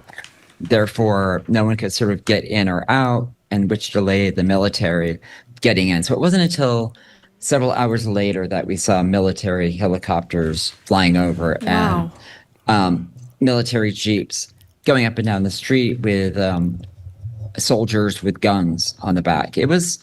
Meanwhile, we were told to shelter in place. Were you as scared? all this was going on. Were you scared in the middle of this thing? Well, you know me. It takes a lot to scare me. That's why I asked you. Were you scared, Chris? He's a tough guy. Were you or weren't you really? I would have been petrified. I was very scared. There was a bus right in front of my hotel that was fully in flames. Like you could look across the city, and it was just plumes of smoke everywhere. And then it started as a really sunny day, but because of the fires, it was completely gray by the end of the day. And meanwhile, there wasn't a lot of information coming in, aside from shelter in place. Like we never knew kind of what stage things were at with, would there be more strikes? Would there be more fires? How did you get what information you got from Twitter? Or how did you get how did you learn you did? Yeah, it was a combination of Facebook, Twitter. There are a lot of people, there's a really strong community, like I said, an expat community, and they were sort of on Facebook Live broadcasting things as they were happening, which was great because it helped stem the misinformation that was happening. And there was a lot of that as well. And meanwhile, the Canadian State Department had a lot of good information. So I was kind of following along with all of that. And you also mentioned in your story that there was a lot of AI doctoring of photos going on too. Like what? There was. It was they would show sort of an overview of the city and add in like fires and more smoke as if there needed to be any more. But the idea was to kind of show that things were panicky. And then someone had gone into a grocery store with a camera, but was sort of moving it back and forth and running or sped up the footage to make it look like there was mass hysteria and panic, which, obviously people were panicked, but people weren't necessarily in danger. The cartel wasn't looking to harm tourists. They were looking to basically show their strength. They do not want, no tourist, as far as I know, got killed, but there were more than, I think it was 78 military and drug members of the cartel were killed that day. Now, you mentioned in your story that you stood in line 2 hours because they were running out of food at the hotel and a grocery store and an hour to check out. I've waited in line 3 hours for a sandwich, constantly, so it's not that big a deal. So, but at the end of the story, you were so traumatized, you decided to go to Antigua. Is that what the bottom line is? Is that? Well, to be in this beautiful paradise today. Yeah. The way it all unfolded was I was supposed to go from Puerto Vallarta back to Boston, and then Boston back down here for a friend's birthday party. But because of the blizzard, my flight was canceled, so I got stuck in Puerto Vallarta, and then essentially managed to get a flight out and then just came here directly. Wait, I want to gloss over that. You were going to fly from Boston to Antigua for a friend's birthday party? Uh-huh. He's a travel writer, Jim. He didn't say for his job. Travels. He said for a friend's birthday He's an party. expert traveling. So yeah, you it was what? my party. The people that are sick of the United States because of Trump or because of prices or whatever, how did they feel after witnessing what you witnessed there in Puerto Vallarta? That is a really astute question, Marjorie, and it was fascinating for me because I was thinking these people aren't going to want to live here after this happened.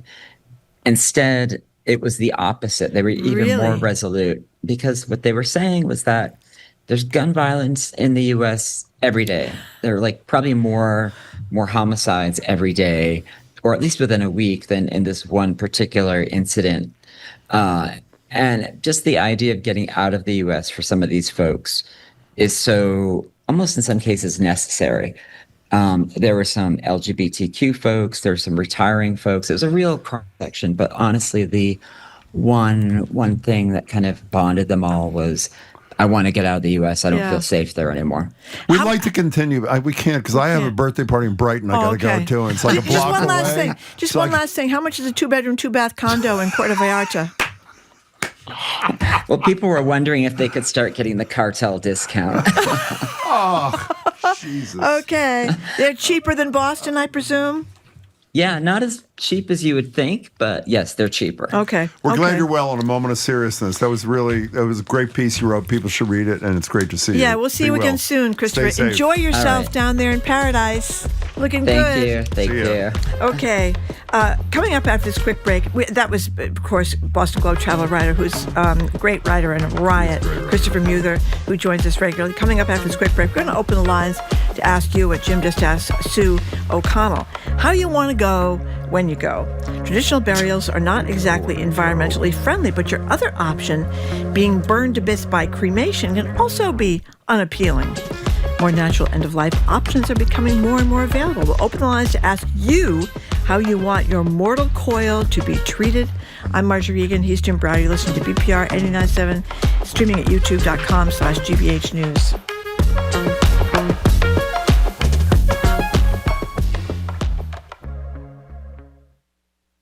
Inside a private library on Beacon Hill, there's a collection of leather-bound books inscribed with an ornate K on the title pages.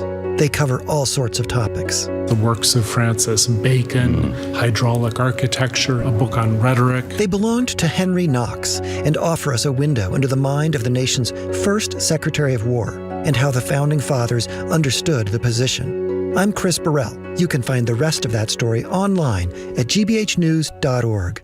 Our programs are made possible thanks to you. And Mass General Brigham. In heart surgery, expertise matters. Mass General Brigham Heart and Vascular Institute performs thousands of surgeries each year and is committed to research and innovation. massgeneralbrigham.org/heart.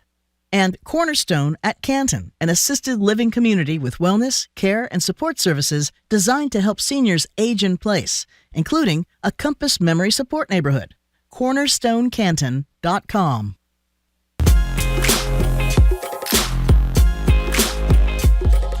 Welcome back to BPR on 89.7 GBH. Let's not focus on the little doll there in the corner. Thank you. Marjorie and Jim Browder. Streaming on youtube.com is a long story. /GBH News. We're not at the library until March 10th. And the show today, we're going to talk about the ultimate ending. For as long as anyone can remember, there have been two approved options for death preparation, burial or cremation. I don't mean to be crass, but the truth is pumped with formaldehyde and put on display or burnt to a crisp. So there's a growing third option, becoming compost. Greenwood Cemetery in Brooklyn plans to be the first on the east. 40 days, Marjorie will describe this in depth. Your remains would become nutrient-rich soil, your bones eventually ground into the final compost mix, and the entirety of your remains would then be used to nurture trees and other life. Venture capitalists leading the charge for natural organic reduction say it may be revolutionary and solve the problem of overcrowding, which is a real problem at cemeteries. So what do you think? How do you want to go when you go? And the question Marjorie's been asking, once you become compost, how would you feel if, let's say, your daughter was eating a tomato that was grown in you? Well, 877-301-8899, 8970. People are into it, Jim. What do you mean? The process is called natural organic reduction. Yeah. The body's own bacteria is used to transform human tissue. So here's how it works. The dead people are placed in a sealed vessel, bedded with clover, hay, and straw, equipped to regulate airflow, temperature, and moisture. Then nature takes its course. Microbes break down everything but the bones, which are ground into the final composting mix after 40 days. And they do the gentle rocking. They kind of shake the bones around. And then the entire pod becomes earth used to landscape other parts of the cemetery, or in some cases, people save it and put mom or dad or grandma or grandpa in the backyard. Okay, well, that's fine. Now, it's like, if you're wondering, 6 states, maybe 7, I'm not sure, allow this. Washington State, Oregon, Colorado, Nevada, Vermont. New York is the only one. Well, Vermont's on the East Coast, isn't it? And New York are the only 6 states. There was a bill filed in the legislature in Massachusetts in 2023 to allow this option. Shocking as it is, nothing happened with Bill, so you don't have that option here. We want to know if you had a choice: cremation, burial, or what do you call this? Composting. Composting. Which would you choose? And, composting. 877-301-8170. Much better for Bob the in environment. Rehoboth says, consumed by my cats when no one knows I'm gone. That's the 4th option, which we're not going to get into today. Zoe says, is this our Zoe? Mm-hmm. It is, of course. I would eat a Marjorie tomato, but never a Jim tomato. I think you speak for millions, actually, Zoe. Thank you. Now, apparently, if you choose this practice, you can prevent more than 2,200 pounds or a metric ton of carbon dioxide what's that from again? entering the atmosphere. That if you use this process, you can cremation is very environmentally correct, friendly, and so is formaldehyde and the brass and so the how much coffin. you save? Okay, you save 2,200 pounds or 1 metric ton of carbon. Is that a lot? Dioxide. I would say that's a lot. Wow. That's a lot. The process uses 1/8 of the energy of human burial, usual, conventional, or cremation. That's I mean, would you consider this, by the Catholic Church, shockingly, is not happy? Yeah, well, you okay with that? No, it's another ridiculous thing. So are you going to do the composting, or what are you doing? I'm thinking about it, Jim. I'm thinking about it, because the baby boomers like us, we're going to overrun. We're going to overrun the cemeteries. There's no room for us, basically, so we have to start planning ahead, because they're not going to be able to fit in the average cemetery. So, what do you think about doing to me what I told you my landlord in college's dog was, having me taxidermied and displayed in the GBH lobby? What do you think? I just thought of this as I was thinking. Jim, not forever. That's a great idea. Maybe for a year or two, and then take it from there. You could live on, sort of. Well, sort of, yeah. And people could come by and say hello. Hello. I don't think you should be in the lobby. I think you should be right out in Guest Street. Yeah. So when people drive I by like that. Guest Street, that's a good point. They can wave to you as they drive by. Can you talk to Jamie about that and see if he can talk to one of the bosses, and we'll see what happens. Alan and Dudley, you're first on the composting hour here on BPR. Welcome to the show. Hi. Hi, how you doing? I think we're good. This is an interesting topic. It is. You've missed something. You've missed another option that I think is pretty neat. What's that? You donate your body to a teaching hospital. No, that is my mother did that. Your mother did my mother. That is a very you're right. You're a better person than we are, Alan. Is that what you're doing or no? Well, that may be obvious, but no. I didn't think so. That's exactly what I'm doing. I have done it. I did a donation. Really? And I'm very close to going there. Well, not that really close, but I'm 86. You sound fabulous, Alan. Whatever you are, you sound terrific. Now, I should Alan, say. Didn't you read that story about the body parts stolen from Harvard Medical School and people's skin wound up in some scary shop up in Salem at Halloween? Yeah. Everybody's got to make a buck somehow, No, Alan, you have an attitude that I wish I did.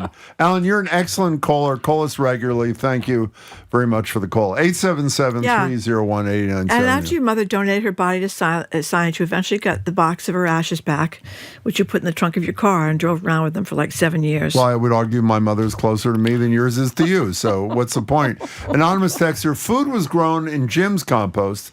People get sick from all the hot dogs and the liverwurst. That is an issue, by the way. I assume if you're compost, that which you put into your body becomes part of the composted outcome, does it not? Well, I don't know. They mix you up with alfalfa. They what do do? they say? Alfalfa and hay and clover. wood chips. And clover. Yeah, to decompose over the course of those 40 days. You're gonna yield 36 bags of soil, enough to fill the bed of one pickup truck. But I don't understand how you could fill up 36 bags of soil if you're the average. What was the movie where they put the person in the wood chipper? Was that Fargo? Where was it? That was Fargo. What was it, John? That was Fargo. Thank you. Yeah, It the was wood Fargo. chipper. I wouldn't want to go in a wood God, chipper. Was that great? No, that's not one of the options And I remember today. Sarah Palin was giving an interview, and then all the turkeys It's were going into the unbelievable. wood She's chipper. running for vice, right and their behind little, her. Their little feet in the were video sticking out of the top of the wood Oh chipper. my Oh, it was God. terrible. Doug in Sturbridge. Hi, welcome. Hello. How's it going? Excellent. Yeah, I think. my wife. Yeah. Oh, great! You guys survived the storm. That's good I think news. so. Good. Yeah, go ahead. Yeah. My wife's big into this composting thing. We're in our 60s, right? Yeah. And so obviously this topic comes up once in a while. Yeah, you got like a week And I left, said to her, right? Go she ahead. goes, I'd like to be composted, and she explained in like excruciating detail. Oh gosh, then they do this, and then on and on. They crush your bones. And I said to her, like, I don't need like a homework assignment, like after you pass. I don't need to be explaining to people, when's the funeral? Oh, she's going to be composted. She's And in then the you front yard, explain to right. 50 people. The whole damn process. I said to her, then I said, fine, yeah, I'll do it. But I'm going to be honest. If she goes before me, she's getting cremated. Oh, jeez. And I'll just sprinkle her some way somewhere. I'll say, yeah, so she was composted. Doug, thank you. Boy, that's tough. Thank you very much for the Here's call. something I hadn't thought of, Jim. What? We're not talking about ashes spread out at sea. The entire burial at sea, which was our late dad's request, and it was a beautiful, legal, and ecological ceremony for the whole body. I'm not sure it is overboard. legal. A friend of mine was. I'm not allowed to say who because the planning on husband said they did it on the Cape, and you're not supposed to do it without. I don't know if you can get a permit. I don't know what the rules Well, are. I think it's ashes that are the problem for the. Yeah. Well, what did you say? This is the whole body. There's no ashes. Just drop the body. You can't just drop Haven't the you heard body. about pirates? You should do that. We had to walk the Well, plank. pirate law is not American constitutional law. I guess they weren't dumping your Do body you know over. what? Did You had Nicole to put walk up the this plank. poll, by the way? You're still alive. With whose permission did she do this? There's Yep, a there's a poll poll. where there's a choice. Would you rather eat a Marjorie tomato or a Jim tomato, meaning grown in our compost? That's right. 82%, which is rather it's the insulting to me. obvious choice. Would rather eat a Marjorie I think tomato. so. Yeah, we could all agree on that one, Jim. Okay, fine. Laura from Cohasset, what do you think, Laura? Hello, Laura. Oh, hi. There's another option that you haven't talked about, What is which it, is please? that you can have your ashes pressurized into a diamond. Yeah, is that true? I've heard that. Is that real? It is. Yeah. I just You're doing that? Googled it to make sure it was. Are you doing that? And I don't know that I want, that's kind of morbid. I don't know if I want my daughter walking around with me on her finger. That actually is a very interesting point I hadn't thought of. So what's your choice there, Laura? I want to just be tipped over into the ocean. Yeah, we should look into certain that now. appeal of that. Burial at sea kind of deal. Yeah. Feed the fish. Or green burial. There's also they just put you in a sack and not necessarily turn you into compost. What do they do? Just leave you in a sack? Where do they put you? Yeah, like the dog. Sack, but you're not all full of chemicals. Oh, I see. Okay. That eventually leaked out. And I have actually been in a crematorium. You have? Yeah, I had to identify someone, and after that experience, I don't think I could do that. It's now that it's stuck in my brain. But then again, you're gone, so. But Laura, they say that the composting does not involve all these chemicals. That's why they say it's environmentally correct. They just put you in a container with the wood chips. Exactly, and I just don't know that I want to be food. No, but the other you've just thought a lot green about this, obviously. burial is just you also just become part of the earth again. Right. Laura, that's very well thought out call. Thank you. By the way, one of our colleagues has done some research. It's good somebody is. It's actually federal law that allows for burial at sea, but there's some regulations that must be followed. First, whether scattering ashes or burying an entire body at sea, you must notify the EPA within 30 days of doing so. And by the way, the only way the EPA approves it is if you drill for oil in your state. before you leave the body out at sea. Can you believe you can throw out? Not throw is the wrong verb. Osama bin Laden. You can leave all. Didn't they dump him overboard? But that's like a religious kind of whatever. But can you imagine you can just drop the body of a loved one in the ocean? It's another option, Jim. You can go out one of the boats, the whale watching boats. Oh, there's Grandma. Just floated by. Put your little sack to take several people to carry you on board, and then they lift you up and just hoist you overboard. Anonymous texter wants to go like Harriet Heinemann, stuffed and tucked into a corner of a red room. That's not really. That is the Jim Red sex room that is becoming very famous. Patty from Jamaica Plain. What do you think, Patty?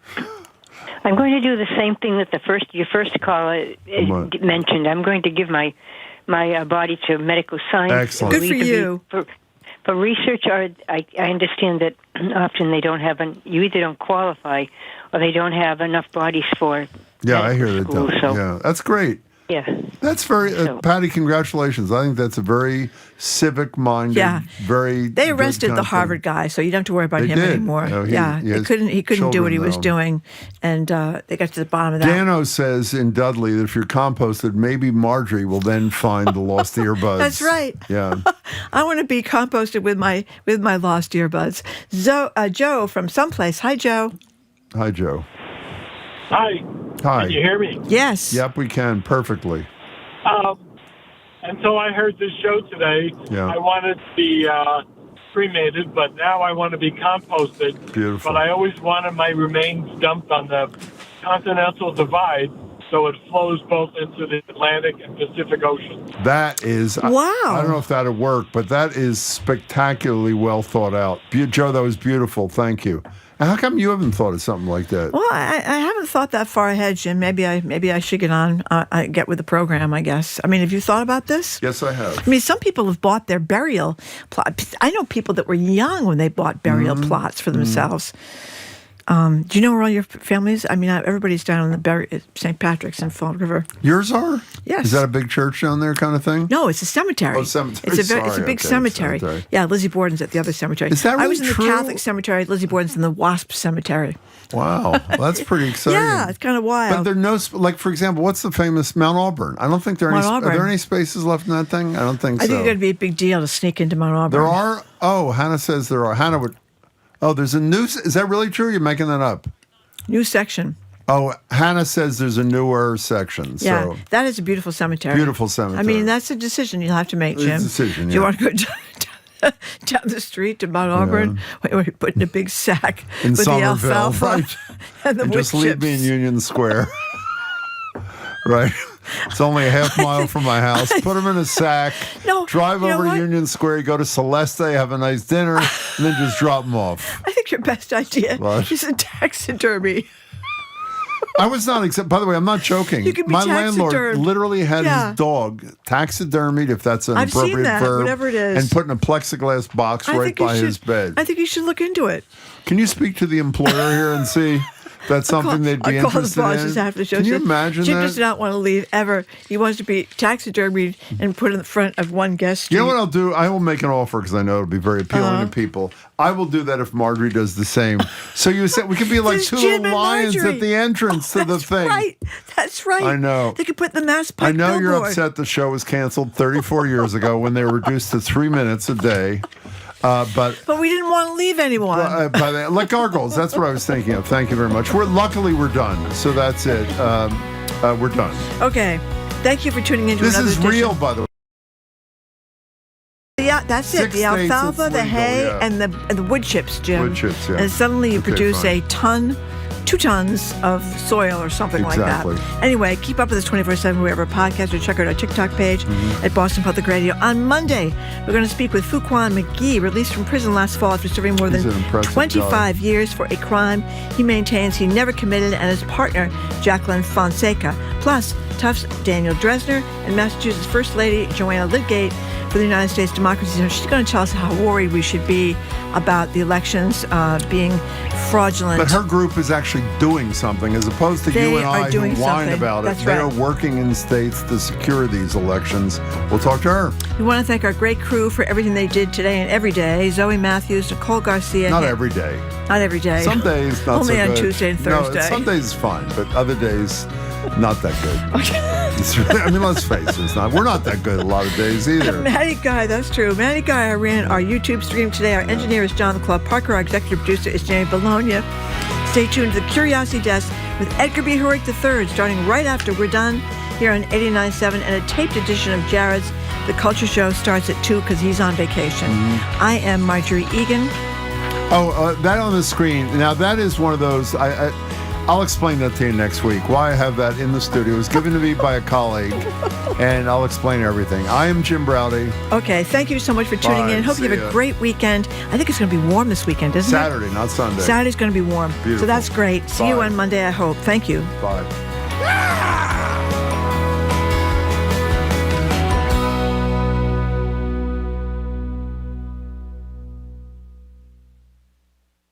From the stories of centuries past to discoveries that will define our future, How Did We Get Here's, how-tos, and more. Journey with us down the rabbit hole on the Curiosity Desk. Coming up next on GBH 89.7. Support for GBH comes from you. And the Massachusetts Health Connector for Business. Premium value plans can help small business owners find and offer accessible employee health benefits. Learn more at mahealthconnector.org/business. And Fixed Dental, offering permanent teeth-on implants customized in their laboratory, enabling their doctors and technicians to oversee every aspect of the smile design. Learn more about all the treatments offered at Fixed at fixeddental.com. You're listening to 89.7 WGBH HD1 Boston. Online at gbhnews.org. GBH News, what matters to you?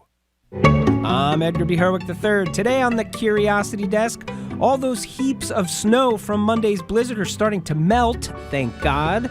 Down in Antarctica, geophysicists are fighting the opposite battle, seeking ways to keep glaciers frozen for the sake of the climate and rising sea levels. What does that dirty pile of snow on your street corner have in common with the so-called doomsday glacier the size of Florida? We'll find out.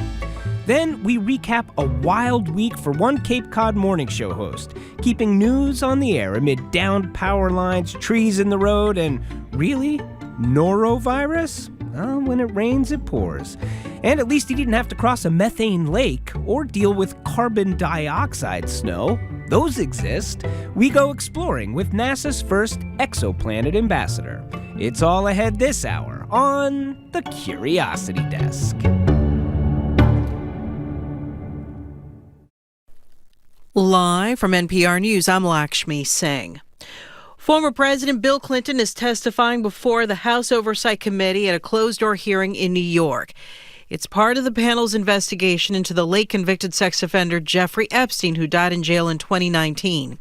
NPR's Sage Miller reports Clinton's interactions with Epstein included meetings when he was president. The committee wants details about Clinton and Epstein's relationship.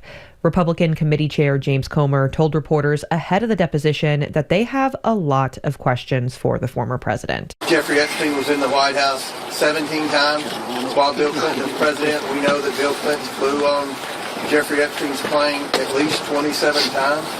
So those are questions that we're going to ask. It's expected to be a long deposition and will likely exceed 6 hours. Clinton's opening statement asserts that he had no idea about the crimes Epstein was committing, saw nothing that gave him pause, and did nothing wrong. Sage Miller, NPR News. The father charged with giving his teenage son access to the firearm used in a 2024 Georgia school shooting has taken the stand in his own trial. Colin Gray says he had no indication his child could be responsible for a massacre. The Colt I knew, the relationship I had, there's this whole other side of Colt I didn't know existed.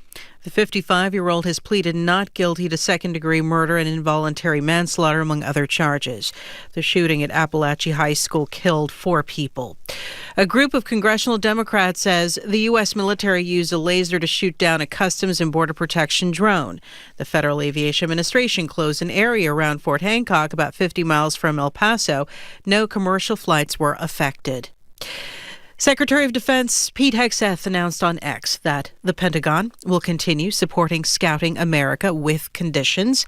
But as NPR's Graham Smith tells us, he didn't get everything he wanted. Hegseth was prepared to bar troops from meeting on military bases and refuse assistance to the National Jamboree.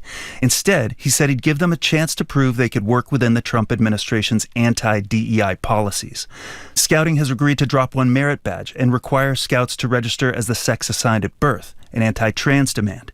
If Hegseth isn't happy in 6 months, we will find them in violation of the president's order and cease our support. We hope that doesn't happen, but it could. Hegseth had wanted more. According to a scouting spokesman, he demanded at a January meeting that they kick all 200,000 girls out and change the name back to Boy Scouts.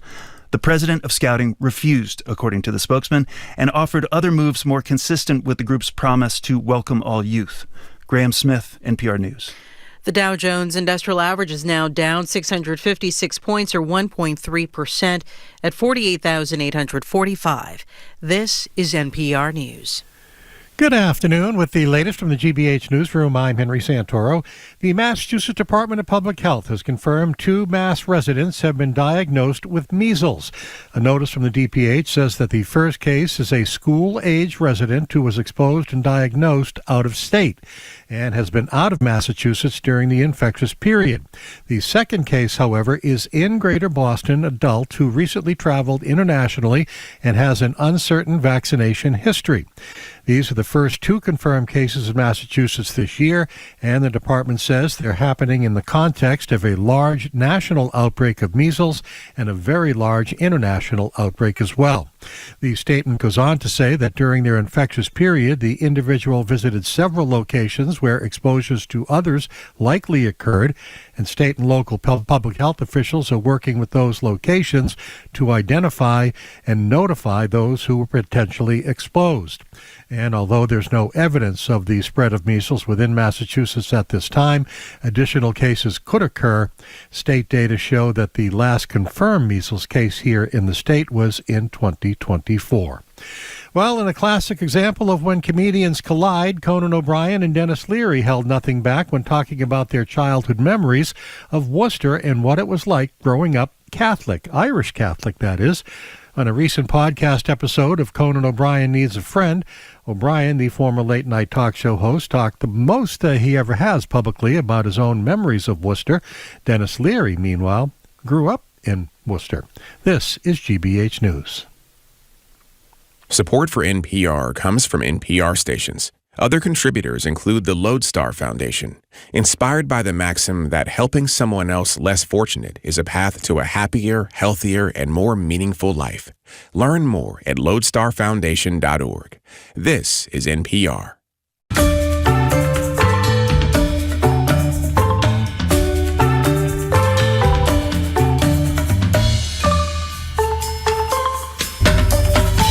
You're listening to the Curiosity Desk on GBH. I'm Edgar B. Herwick III. We're streaming live at youtube.com/GBH News. By the way, tomorrow at 2 p.m., GBH is holding its first ever live and in-person GBH Shorts Fest. We're going to screen a few GBH-made short-form documentaries and host panel conversations with the creators behind them, yours truly included. If you want to come, I would love to see you there. It's at gbh.org/events is where you want to go for information. Okay, now, look, I'm looking outside here in New England. The snow around us is beginning to thaw right now, anyhow. Meanwhile, down in Antarctica, geophysicists are grappling with a similar situation, but instead of dirty mounds of ice between your car and the sidewalk, it's massive, and when I say massive, I mean really massive glaciers. And it turns out there's a lot of similar science at play between the ice in your driveway or your backyard and an enormous glacier the size of Florida. And no, that is not hyperbole. Here now to teach us all about that and more is Brett Mincchu, professor of geophysics at Caltech and co-founder and chief scientist of Arête Glacier Initiative. Brett, thanks so much for being with us on the Curiosity Desk. Yeah, thanks for having me. So let's talk about ice. Let's talk about the nature of ice, the property. So excited about ice. Yeah, I mean, ice is a phenomenal material. And so, when I look around in Boston, whenever I'm back in town, and I see these big piles of snow, what I see are little baby glaciers that are sort of ready to kind of hatch. And I look around and, when I when I drive over the snow that's in my driveway by accident and it gets smashed down into these hard little pieces, I think about the processes that lead to the formation of glacier ice and the processes that will really kind of set the fate of coastlines around the world as the ice sheets start to evolve. So what is it about ice? I mean, you sort of mentioned it's got special properties, and like what makes ice different than other materials? I mean, it's so abundant, right? Water and ice. I think we don't think about it that much because it's everywhere, but it is fairly unique. It's truly unique as a material. It's two hydrogens and an oxygen, and whenever they start to form together, and whenever you form ice, the hydrogens like to bond to the oxygens in a different way, and so they create this kind of this structure, this crystalline structure down all the way down at the molecular scale that makes ice quite unique in terms of natural materials.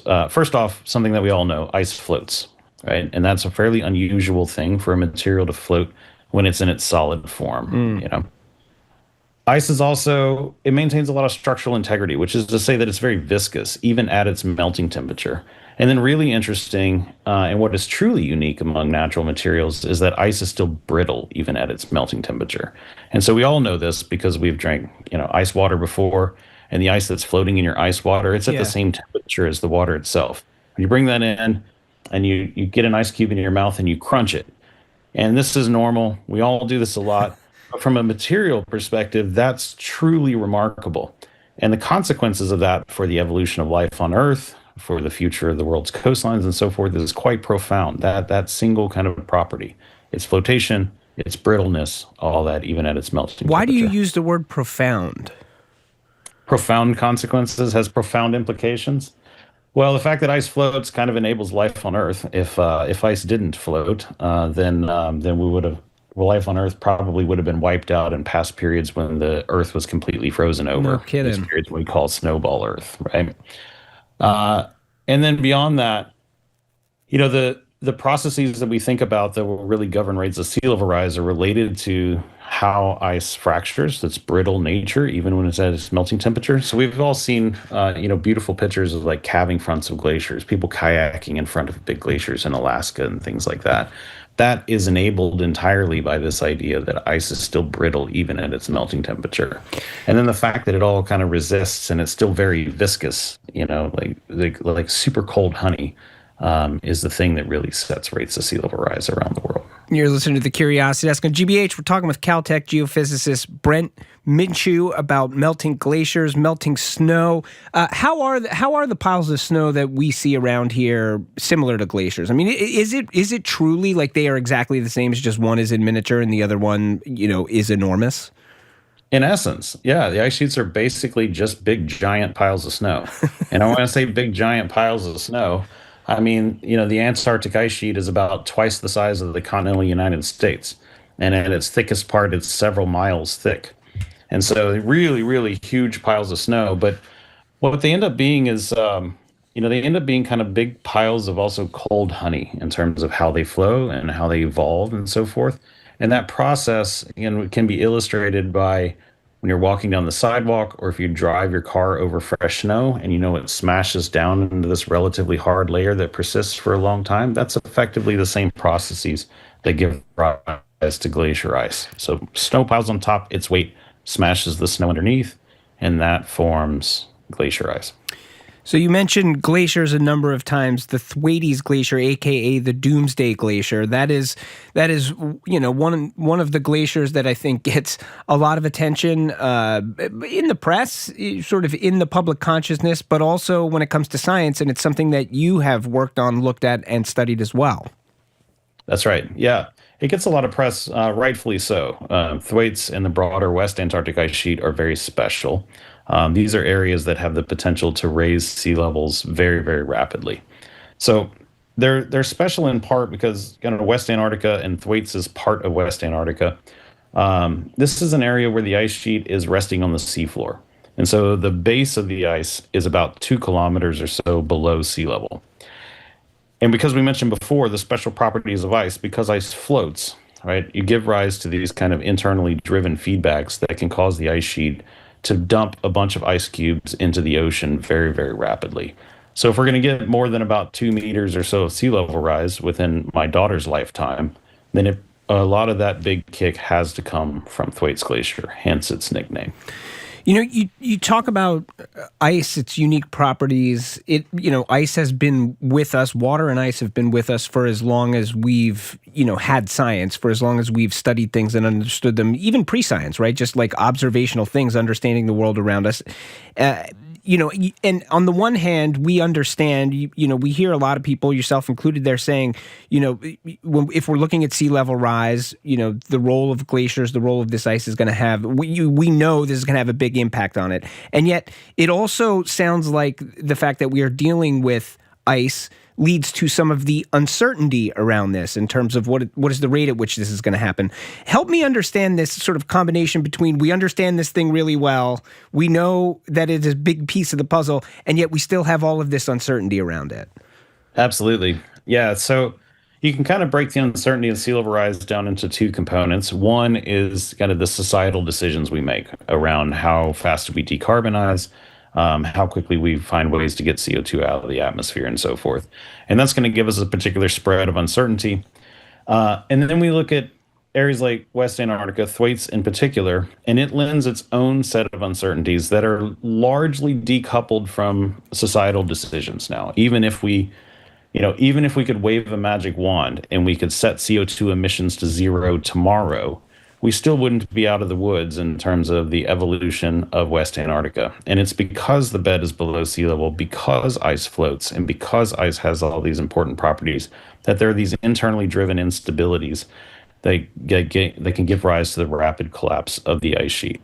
So there's a lot of uncertainties around this because our observational record is fairly short, and we don't have a lot of data collection that's going on in the ice sheet right now. For example, there's no persistent monitoring campaign to help us really understand what's going on within this ice sheet, even though there are many trillions of dollars worth of coastal damage and hundreds of millions of people could be displaced by the fate and the evolution of this area. So from where you sit, why do you think that is? Why are we not collecting data more frequently? Why do we not have around-the-clock monitoring of it? Yeah, so traditionally the U.S. federal government has given about $10 million a year, that's million with an M, in total to study this area, right? Which is pretty crazy when you consider that there's hundreds of billions of dollars a year in coastal flood damages and so forth that are wrapped up in the fate of this particular ice sheet. So one of the things that we've been doing at Arête Glacier Initiative, and one of the reasons why we co-founded this particular nonprofit, is to try to accelerate the movement of funding from the philanthropic community, who was very interested in this, into the glaciological community, so that the important research can get done, so that we can set up proper monitoring stations within the ice sheet, so that we can really start to hammer down and understand these uncertainties. Maybe a point that I missed before, and I'd really like to kind of hammer in on, the West Antarctic ice sheet is responsible for the vast majority of uncertainties in future sea level rise. 60, 70, perhaps more % of the uncertainties are all tied up in the fate of Thwaites and West Antarctica. So this is something that we really need to get a handle on.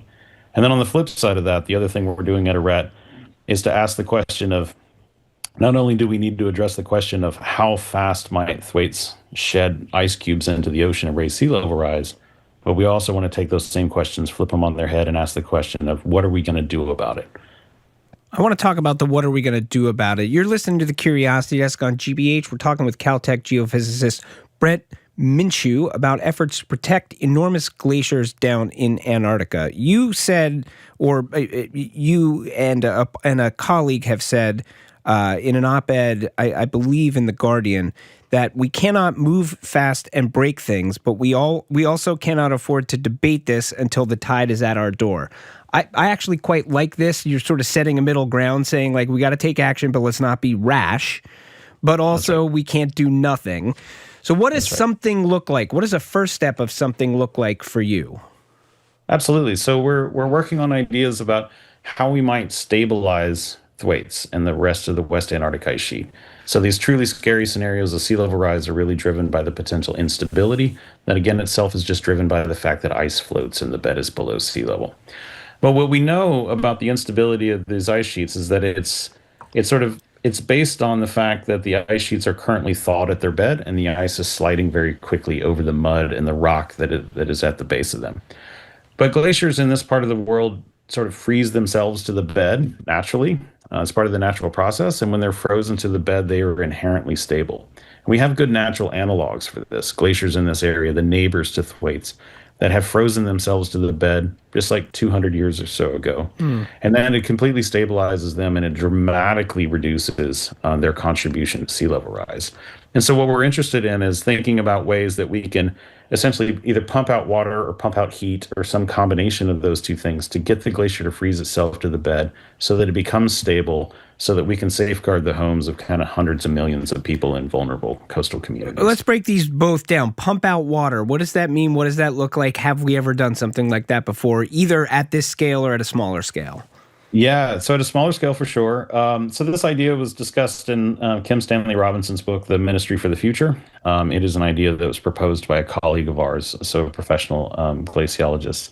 The idea is that you just drill a hole down to the bed of the glacier, and you recognize the fact that the glaciers that are going to contribute the most to sea level rise are the ones that are flowing fast, and they're flowing fast because they're sliding very fast. And they're sliding because the bed is lubricated, right? The bed is muddy. So if you just drill down to the bed and, for example, you pump water out or you move water around, you increase the friction at the bed and you start to slow the glacier down naturally. Pumping out heat, kind of the same basic idea.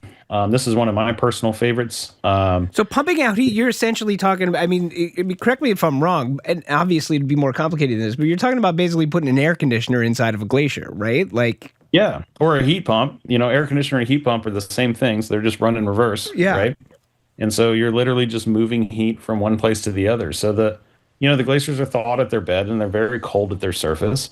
And so if you want to kind of encourage freeze on and you want to get these things to slow down and to stabilize, what you can do is drill a hole to the bed and you essentially drop a pipe down in there, and that pipe is sealed, and that pipe has about 100 pounds of carbon dioxide in it.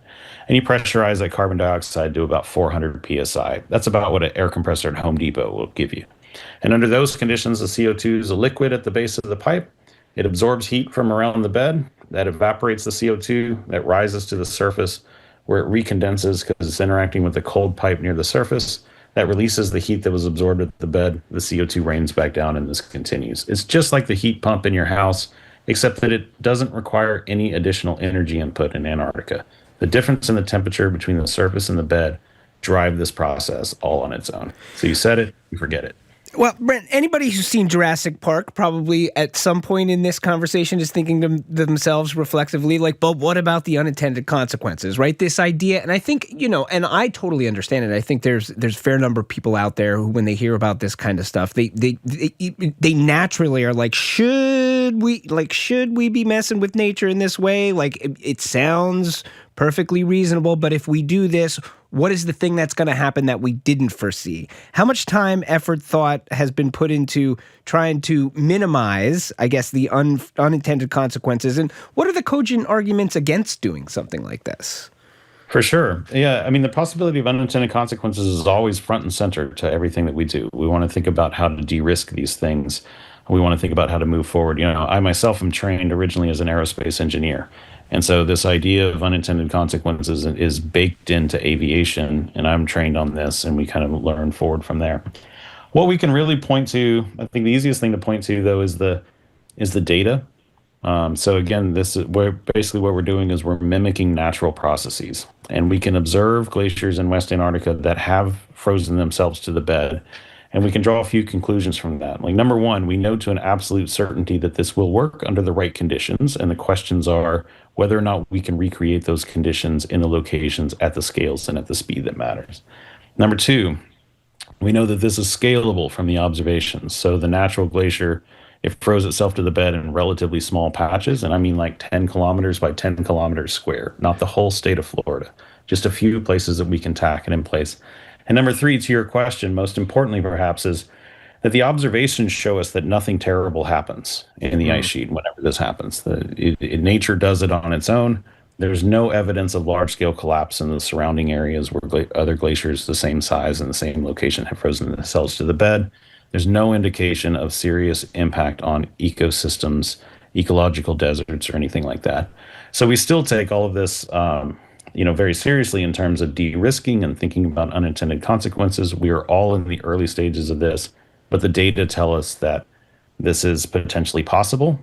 This is potentially scalable, super cheap relative to dealing with sea level rise at coastlines around the world.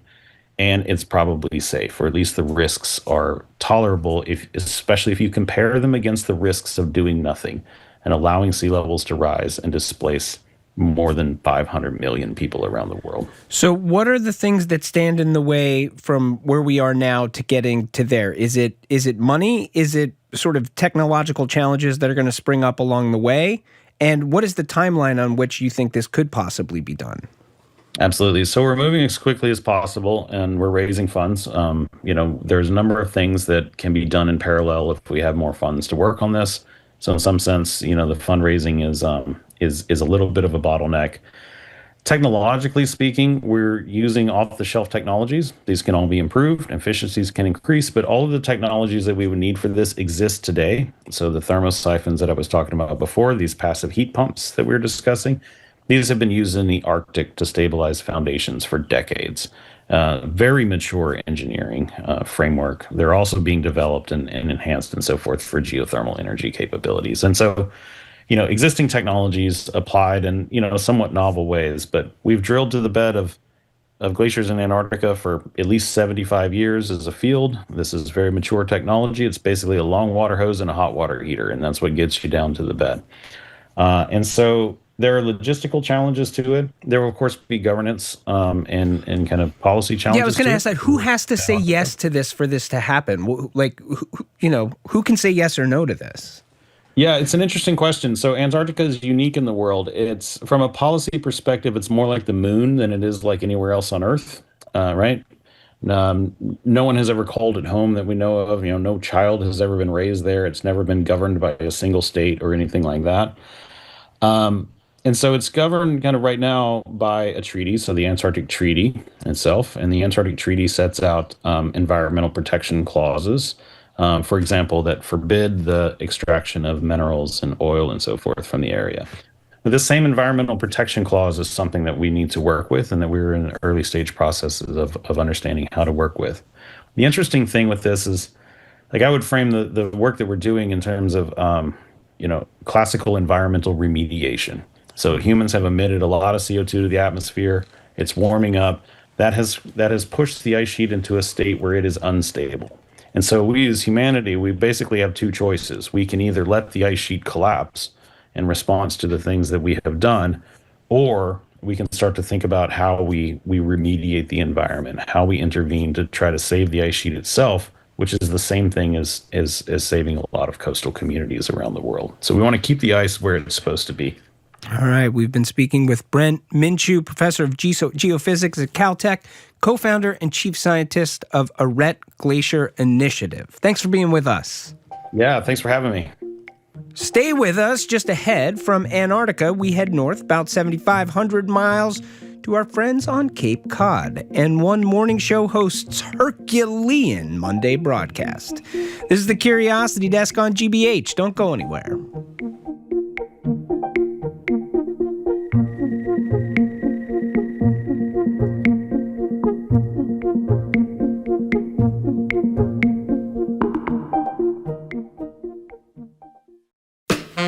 I'm Jared Bowen. Today on The Culture Show, Dennis Lehane. He's known for his literary crime novels like Mystic River, Gone Baby Gone, and Shutter Island, which were adapted to the big screen.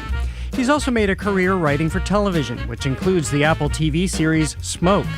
Here, Lehane takes the true crime story of an arson investigator and further ignites it with his own spin, resulting in a slow burn thriller. That and more on The Culture Show today at 2 on 89.7 GBH.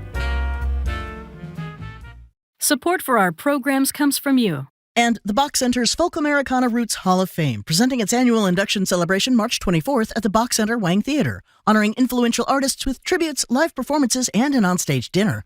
FolkAmericanaRootsHallOfFame.org. And Explore New England. This original documentary film series explores the region's great outdoors through a variety of activities, including camping, biking, paddling, and skiing. Available on YouTube and Roku, or explorenewengland.tv.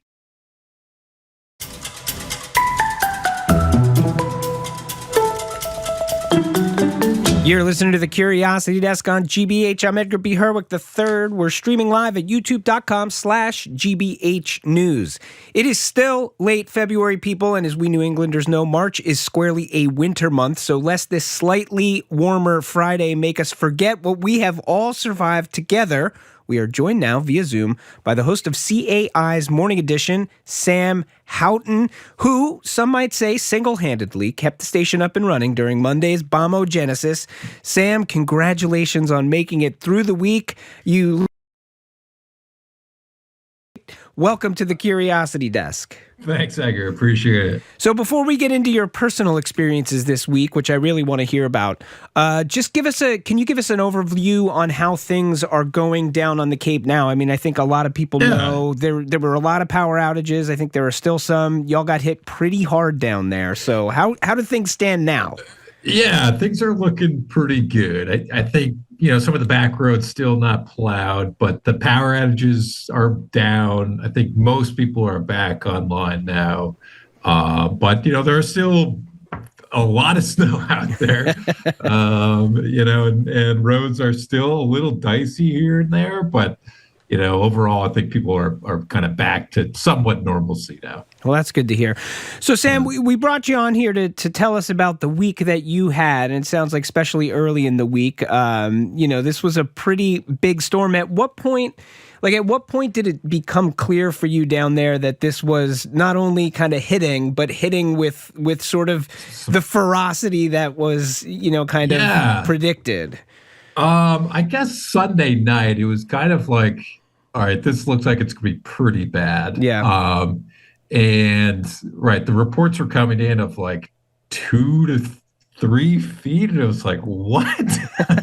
I think some of us have been having this winter where it's like, all right, whatever, another snowstorm, who cares? But there was also, forecast for wind gusts of 70 miles an hour, and you're like, wow. And so then it came, started snowing pretty late Monday night. But yeah, you could hear it. I mean, I interviewed a bunch of people who were just like, yeah, my house was shaking, Sunday night, Monday morning. And so, I think, and honestly, when I started reporting, Monday morning, like it was quick how power, how widespread it was out. The entire Outer Cape was like suddenly out of power, which you never really see. Yeah. And generally you could kind of see it on the Eversource outage map. It kind of started in Connecticut, Rhode Island, and there was like, they have like a green and red zone, and it was like green all around, and the Cape was just this big red spot. But so as somebody, you are the morning edition host there at WCAI. So not to say that radio. I mean, we're on radio now. Not to say that we're not always trying to be indispensable. When you start to think about something like power outages, right? And thinking about people. All right, well, they're maybe they don't have internet. Maybe they don't have connection. Maybe they don't have cell connection. Where are they going to get their information? All of a sudden, in something like a storm, what you do becomes even more vital. I mean, I think we know GBH audience. A fair number of them probably have their Eton radios as their thank you gifts. So they're cranking those suckers up, and they're going to be listening. They're going to be relying on you for information. So did you start to feel that responsibility, like sort of landing on your shoulders? Yeah. I mean, I think sort of. I mean, I felt my duty to do my job. I think I can't give away the story too much, without diving in, because I felt. So dive in. Let's go. What happened? Tell us what happened. Right. Yeah. So long story short, I got the norovirus. Yeah. But so on top of it, you're sick. Right. Yeah. But so I decided to say, hey, like Mindy and I, my boss, were trying to figure out a way to get me there and get out safely. And the plan was, well, maybe I could stay in a hotel and walk. But that was just like, I don't want to walk to the station at 4 a.m. when there's 70-mile-an-hour winds. So I said, hey, the safest thing to do here is to stay in the studio and hunker down and just get up. So Sunday night I left my house. What'd you pack? My camping sleeping bag and my camping mat, a toothbrush, and a book. No snacks? I have a couple of snacks here at the studio. I brought a breakfast sandwich and a turkey burger, and a candy bar, and a flashlight just in case. Nice. And a battery pack. Yep. So I start to go to bed kind of Sunday night. We go to bed pretty early for morning edition. I was in bed by 8, and I started feeling horrible. And it was just like, this is going to be bad. Because my wife and child had norovirus a few days earlier, but they're in Puerto Rico, and I figured maybe I'll escape it. But I spent, I don't need to give the details, but spent the night outside the bathroom. And it was like, what can I do? I couldn't leave because it was snowing pretty bad. And we woke up Monday morning, and we had 2 feet of snow. We weren't plowed, no one was coming. Yeah. So it was like, hey, I'll just do morning edition. And what was that? I mean, what was it like? Once you were on the air, was it just kind of like a normal day? But I imagine there was a lot of stuff to be reporting, right? So right. What was like? How were you managing all of that? Yeah, I had our editor John DeSeal was a huge help, kind of helping produce some stories. He was at home writing some stuff, but I'd like to do some reporting. Called National Weather Service, seeing how bad everything was, just looking at the outage map, and it was also kind of like I enjoy the writing of a script for radio. I think people generally might not think of that when they listen to the radio. It's just this guy talking, but yeah. I felt like this was a historic storm, so trying to get into that kind of that you might call it a lead. How do you lead into a story like this that has captures that historic feel, but at the same time we're taking it in, what's going on, but at the same time being I feel horrible. Yeah. On top of it, you're sick. Yeah. Yeah. So, and but I know people, as you were saying earlier, this is our time to shine for local public radio. Is people are, I think the local papers aren't on it as quick as we are for a story like this. And TV doesn't generally cover your town by town the way we can. So I felt like a responsibility to do it well. And yeah, so there was a lot going on there. You're listening to the Curiosity Desk on GBH. We're talking with Morning Edition host Sam Houghton about what it was required to keep CAI on the air during the bombogenesis. So as you were saying, nobody could really get around, and that included your normal ATC host once the evening rolled around. So my understanding is you also hosted ATC that evening. Is that true? Yes. Which was good. Yeah. Double duty as a host. Eventually the storm ended, and you presumably could go home. But yet there was some more controversy, shall we say, in you getting out. Yeah, controversy is a good way to put it. But so at the station here, we're at the top of a very big hill, and for some reason, the hill was plowed all the way to our parking lot, and the snowplows made a giant kind of ice wall right before our parking lot, and it was only partially cleared. But Tuesday morning, I got through morning edition, and I was like, I gotta get home. My wife's pissed at me. I'm out of snacks. I'm out of snacks. So I walked out of the studio, snow up to my knees in my boots, and kind of walked down this hill. It was partially plowed, and there was a tree blocking the road, which I think, explained why plows kind of got to us. And so my dad's kind of a woodsman and lived, not too far away. So I was like, I'll walk to my dad's and grab a saw and then go back and take care of business. And that was kind of funny. I grabbed the saw. I said hi to my dad. I was like, I have norovirus. I'm going to keep my distance. They're out there shoveling their driveway with 3 feet of snow. And I got back and I started sawing it, and he gave me his worst saw. Obviously, he doesn't trust you. Yeah, yeah, he knew I wasn't going to give it back to him. Yeah. Or something like that. Yeah. Also, you're sick. He doesn't want to get sick. Can't give you the good saw. And this a woman was kind of walking around the neighborhood, and she's like, "Did you saw this yourself?" I was like, "Oh yeah, I did." And she was like, "You're a hero." And I was like, I'm really not. I'm just trying to get home. Yeah. We're talking with Sam Houghton, CAI Morning Edition host, about his experience with the storm. You haven't had a ton of time to reflect, Sam, but kind of what's your enduring so far memory of this? Was it chopping the tree down to get home? Was it trying to nod off just outside of the bathroom in the studio? Like what? Or was it that moment where you're like, which I've experienced too, where it's like, this is real news happening around me in the moment, and I've got a responsibility to like report on it, and like, which can be exciting.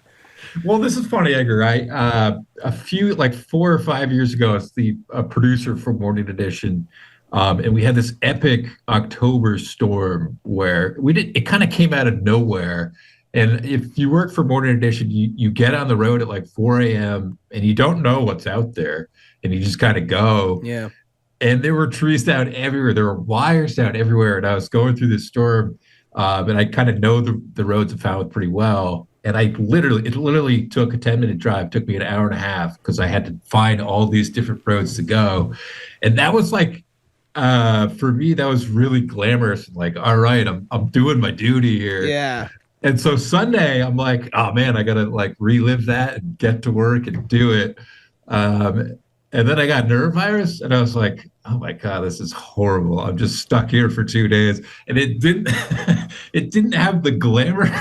It just kind of sucked in a way.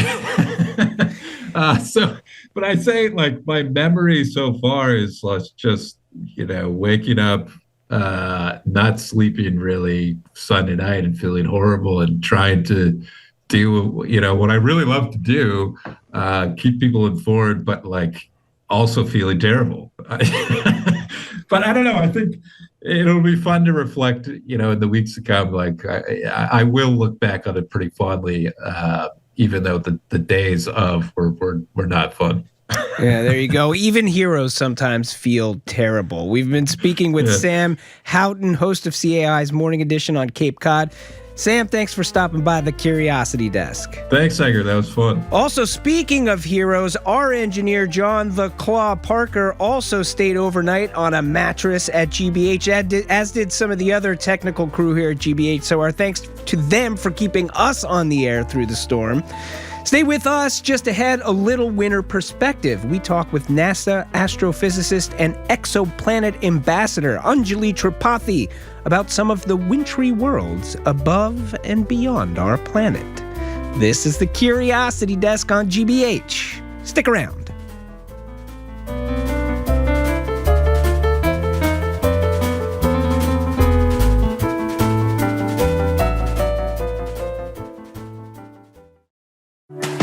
Hilary Duff found fame on screen and in the studio as a teenager.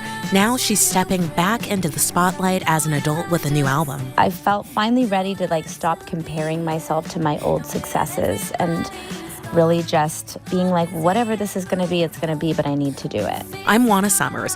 How being a wife and mother changed Duff's process on All Things Considered from NPR News. Today at 4, here on GBH News 89.7.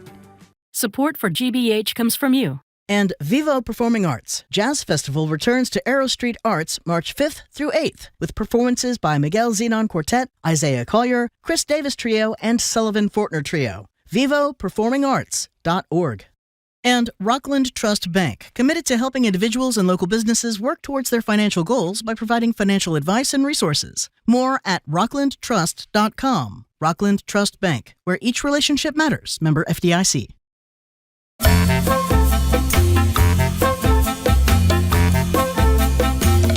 You're listening to The Curiosity Desk. I'm Edgar B. Herwick III. We're streaming live at youtube.com/GBH News.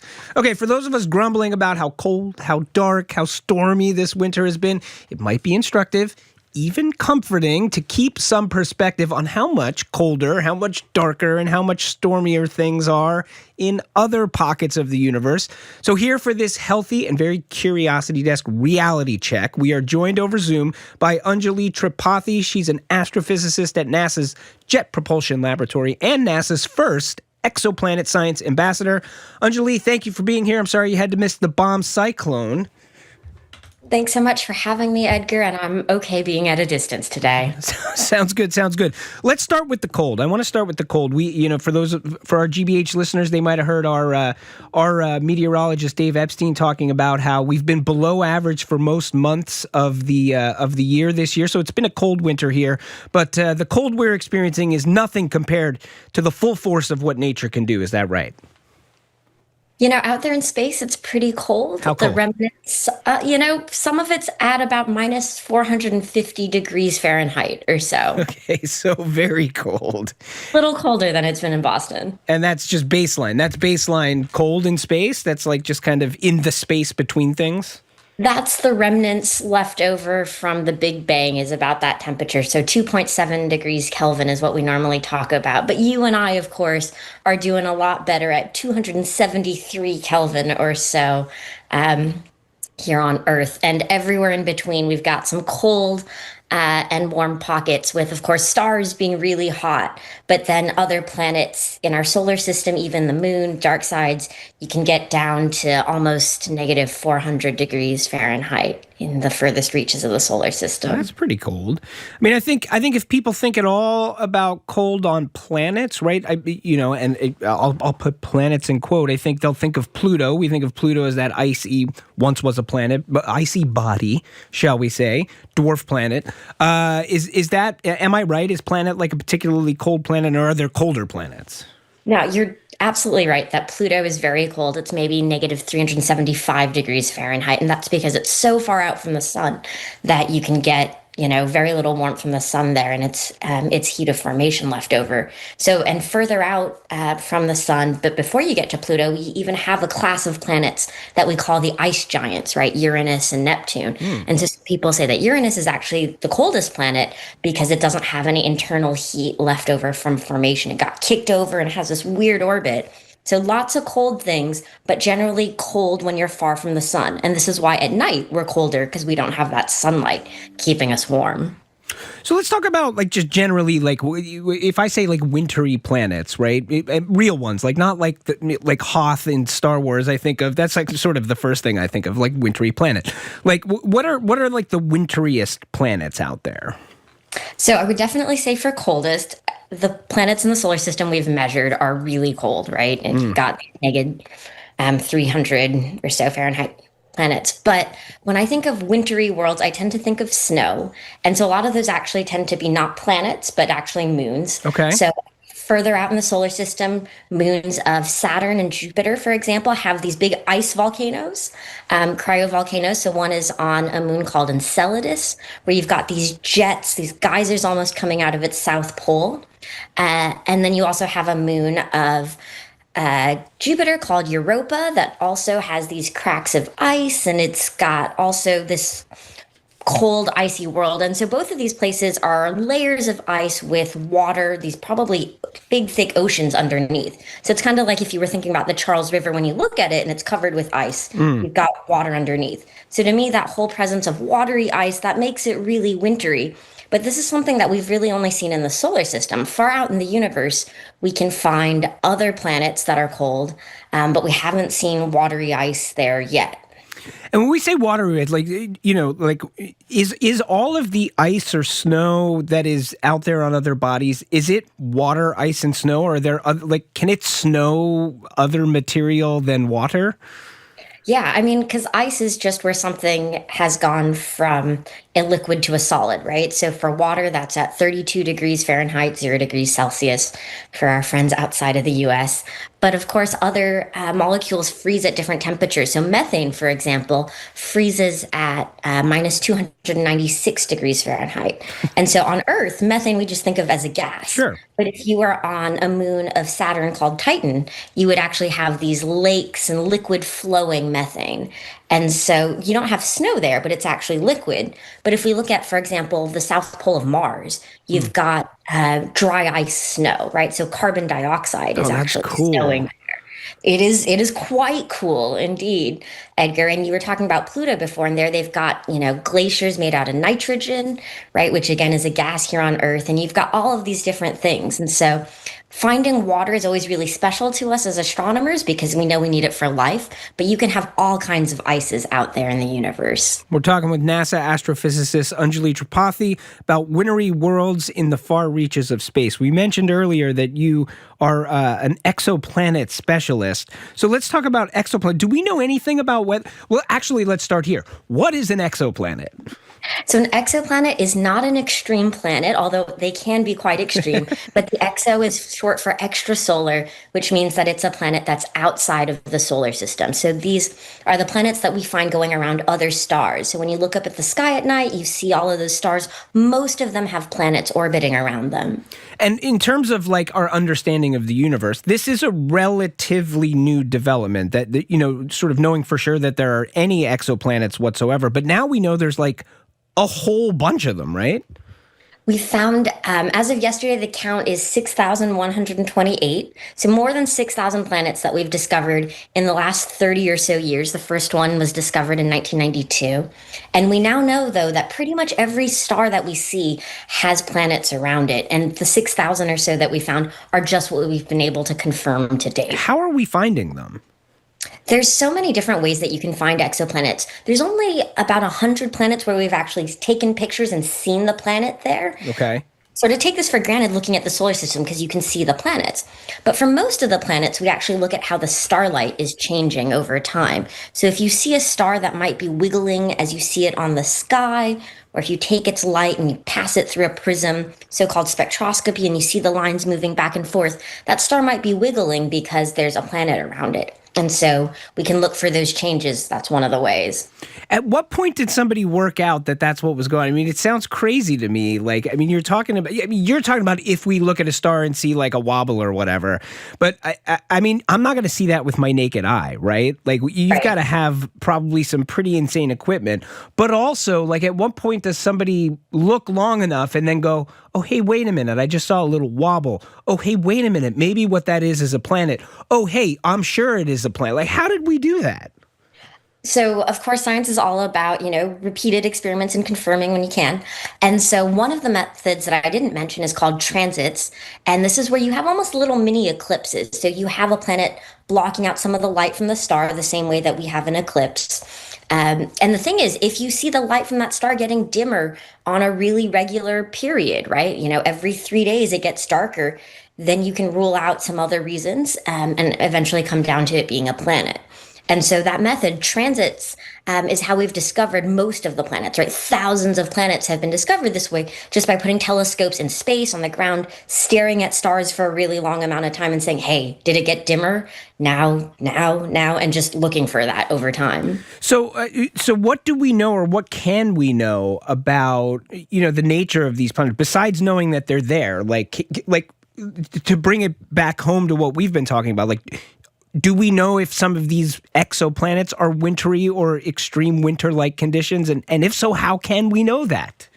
So one of the really cool things when you have that geometry of the star blocked out by the planet as we see it here on Earth is that it means that there are times when the light from the star goes through the planet's atmosphere to us, and other times when we just see the star by itself. And so if you subtract out that starlight from the star plus planet configuration, we can get a sense of what's in the atmosphere of that exoplanet. And so this is how we've been able to find water vapor in exoplanet atmospheres, carbon dioxide, sulfur dioxide. Those are two that were found by the James Webb Space Telescope recently, which was really exciting because sulfur dioxide is something that that it's interacting with the atmosphere. It's kind of like ozone. So it tells us that we can see chemistry happening on these other worlds. And that's the first time we saw that outside of the solar system. So maybe not the first chemical you think of, but for an astronomer, it's pretty cool.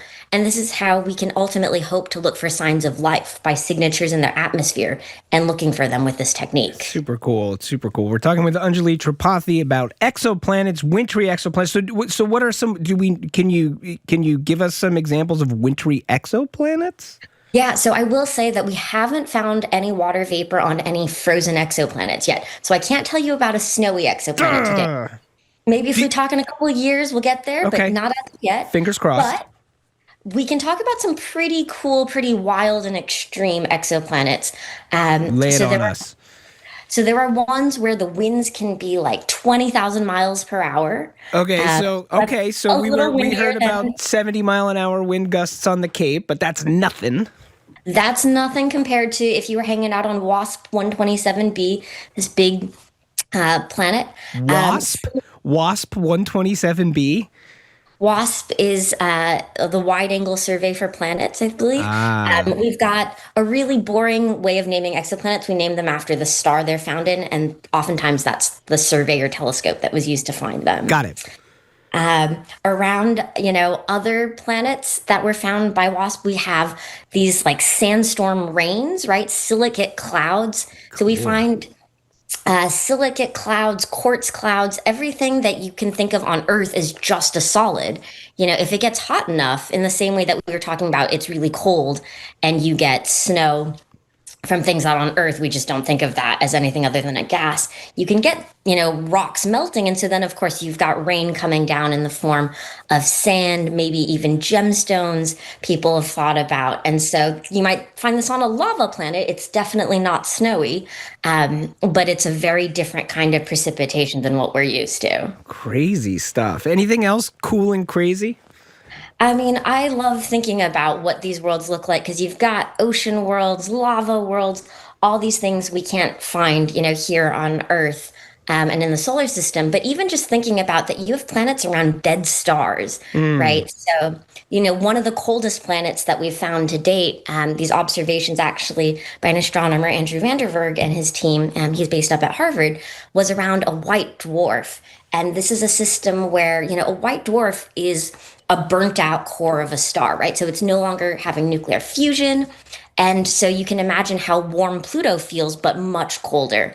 And so it's the sort of thing that our very first planets were found around a dead star, around a pulsar. We found planets around a white dwarf. So I think there's going to be lots of cold exoplanets out there, but with all of the sort of diamond ruby rains that could be out there and these sorts of things, I don't know if there's a lot more that I could ask for in terms of extremes. Yeah, so you spent a lot of time studying exoplanets. It's very clear that you've thought through what the sort of environments on some of these are going to be like. If you had to choose an exoplanet, what exoplanet would you live on?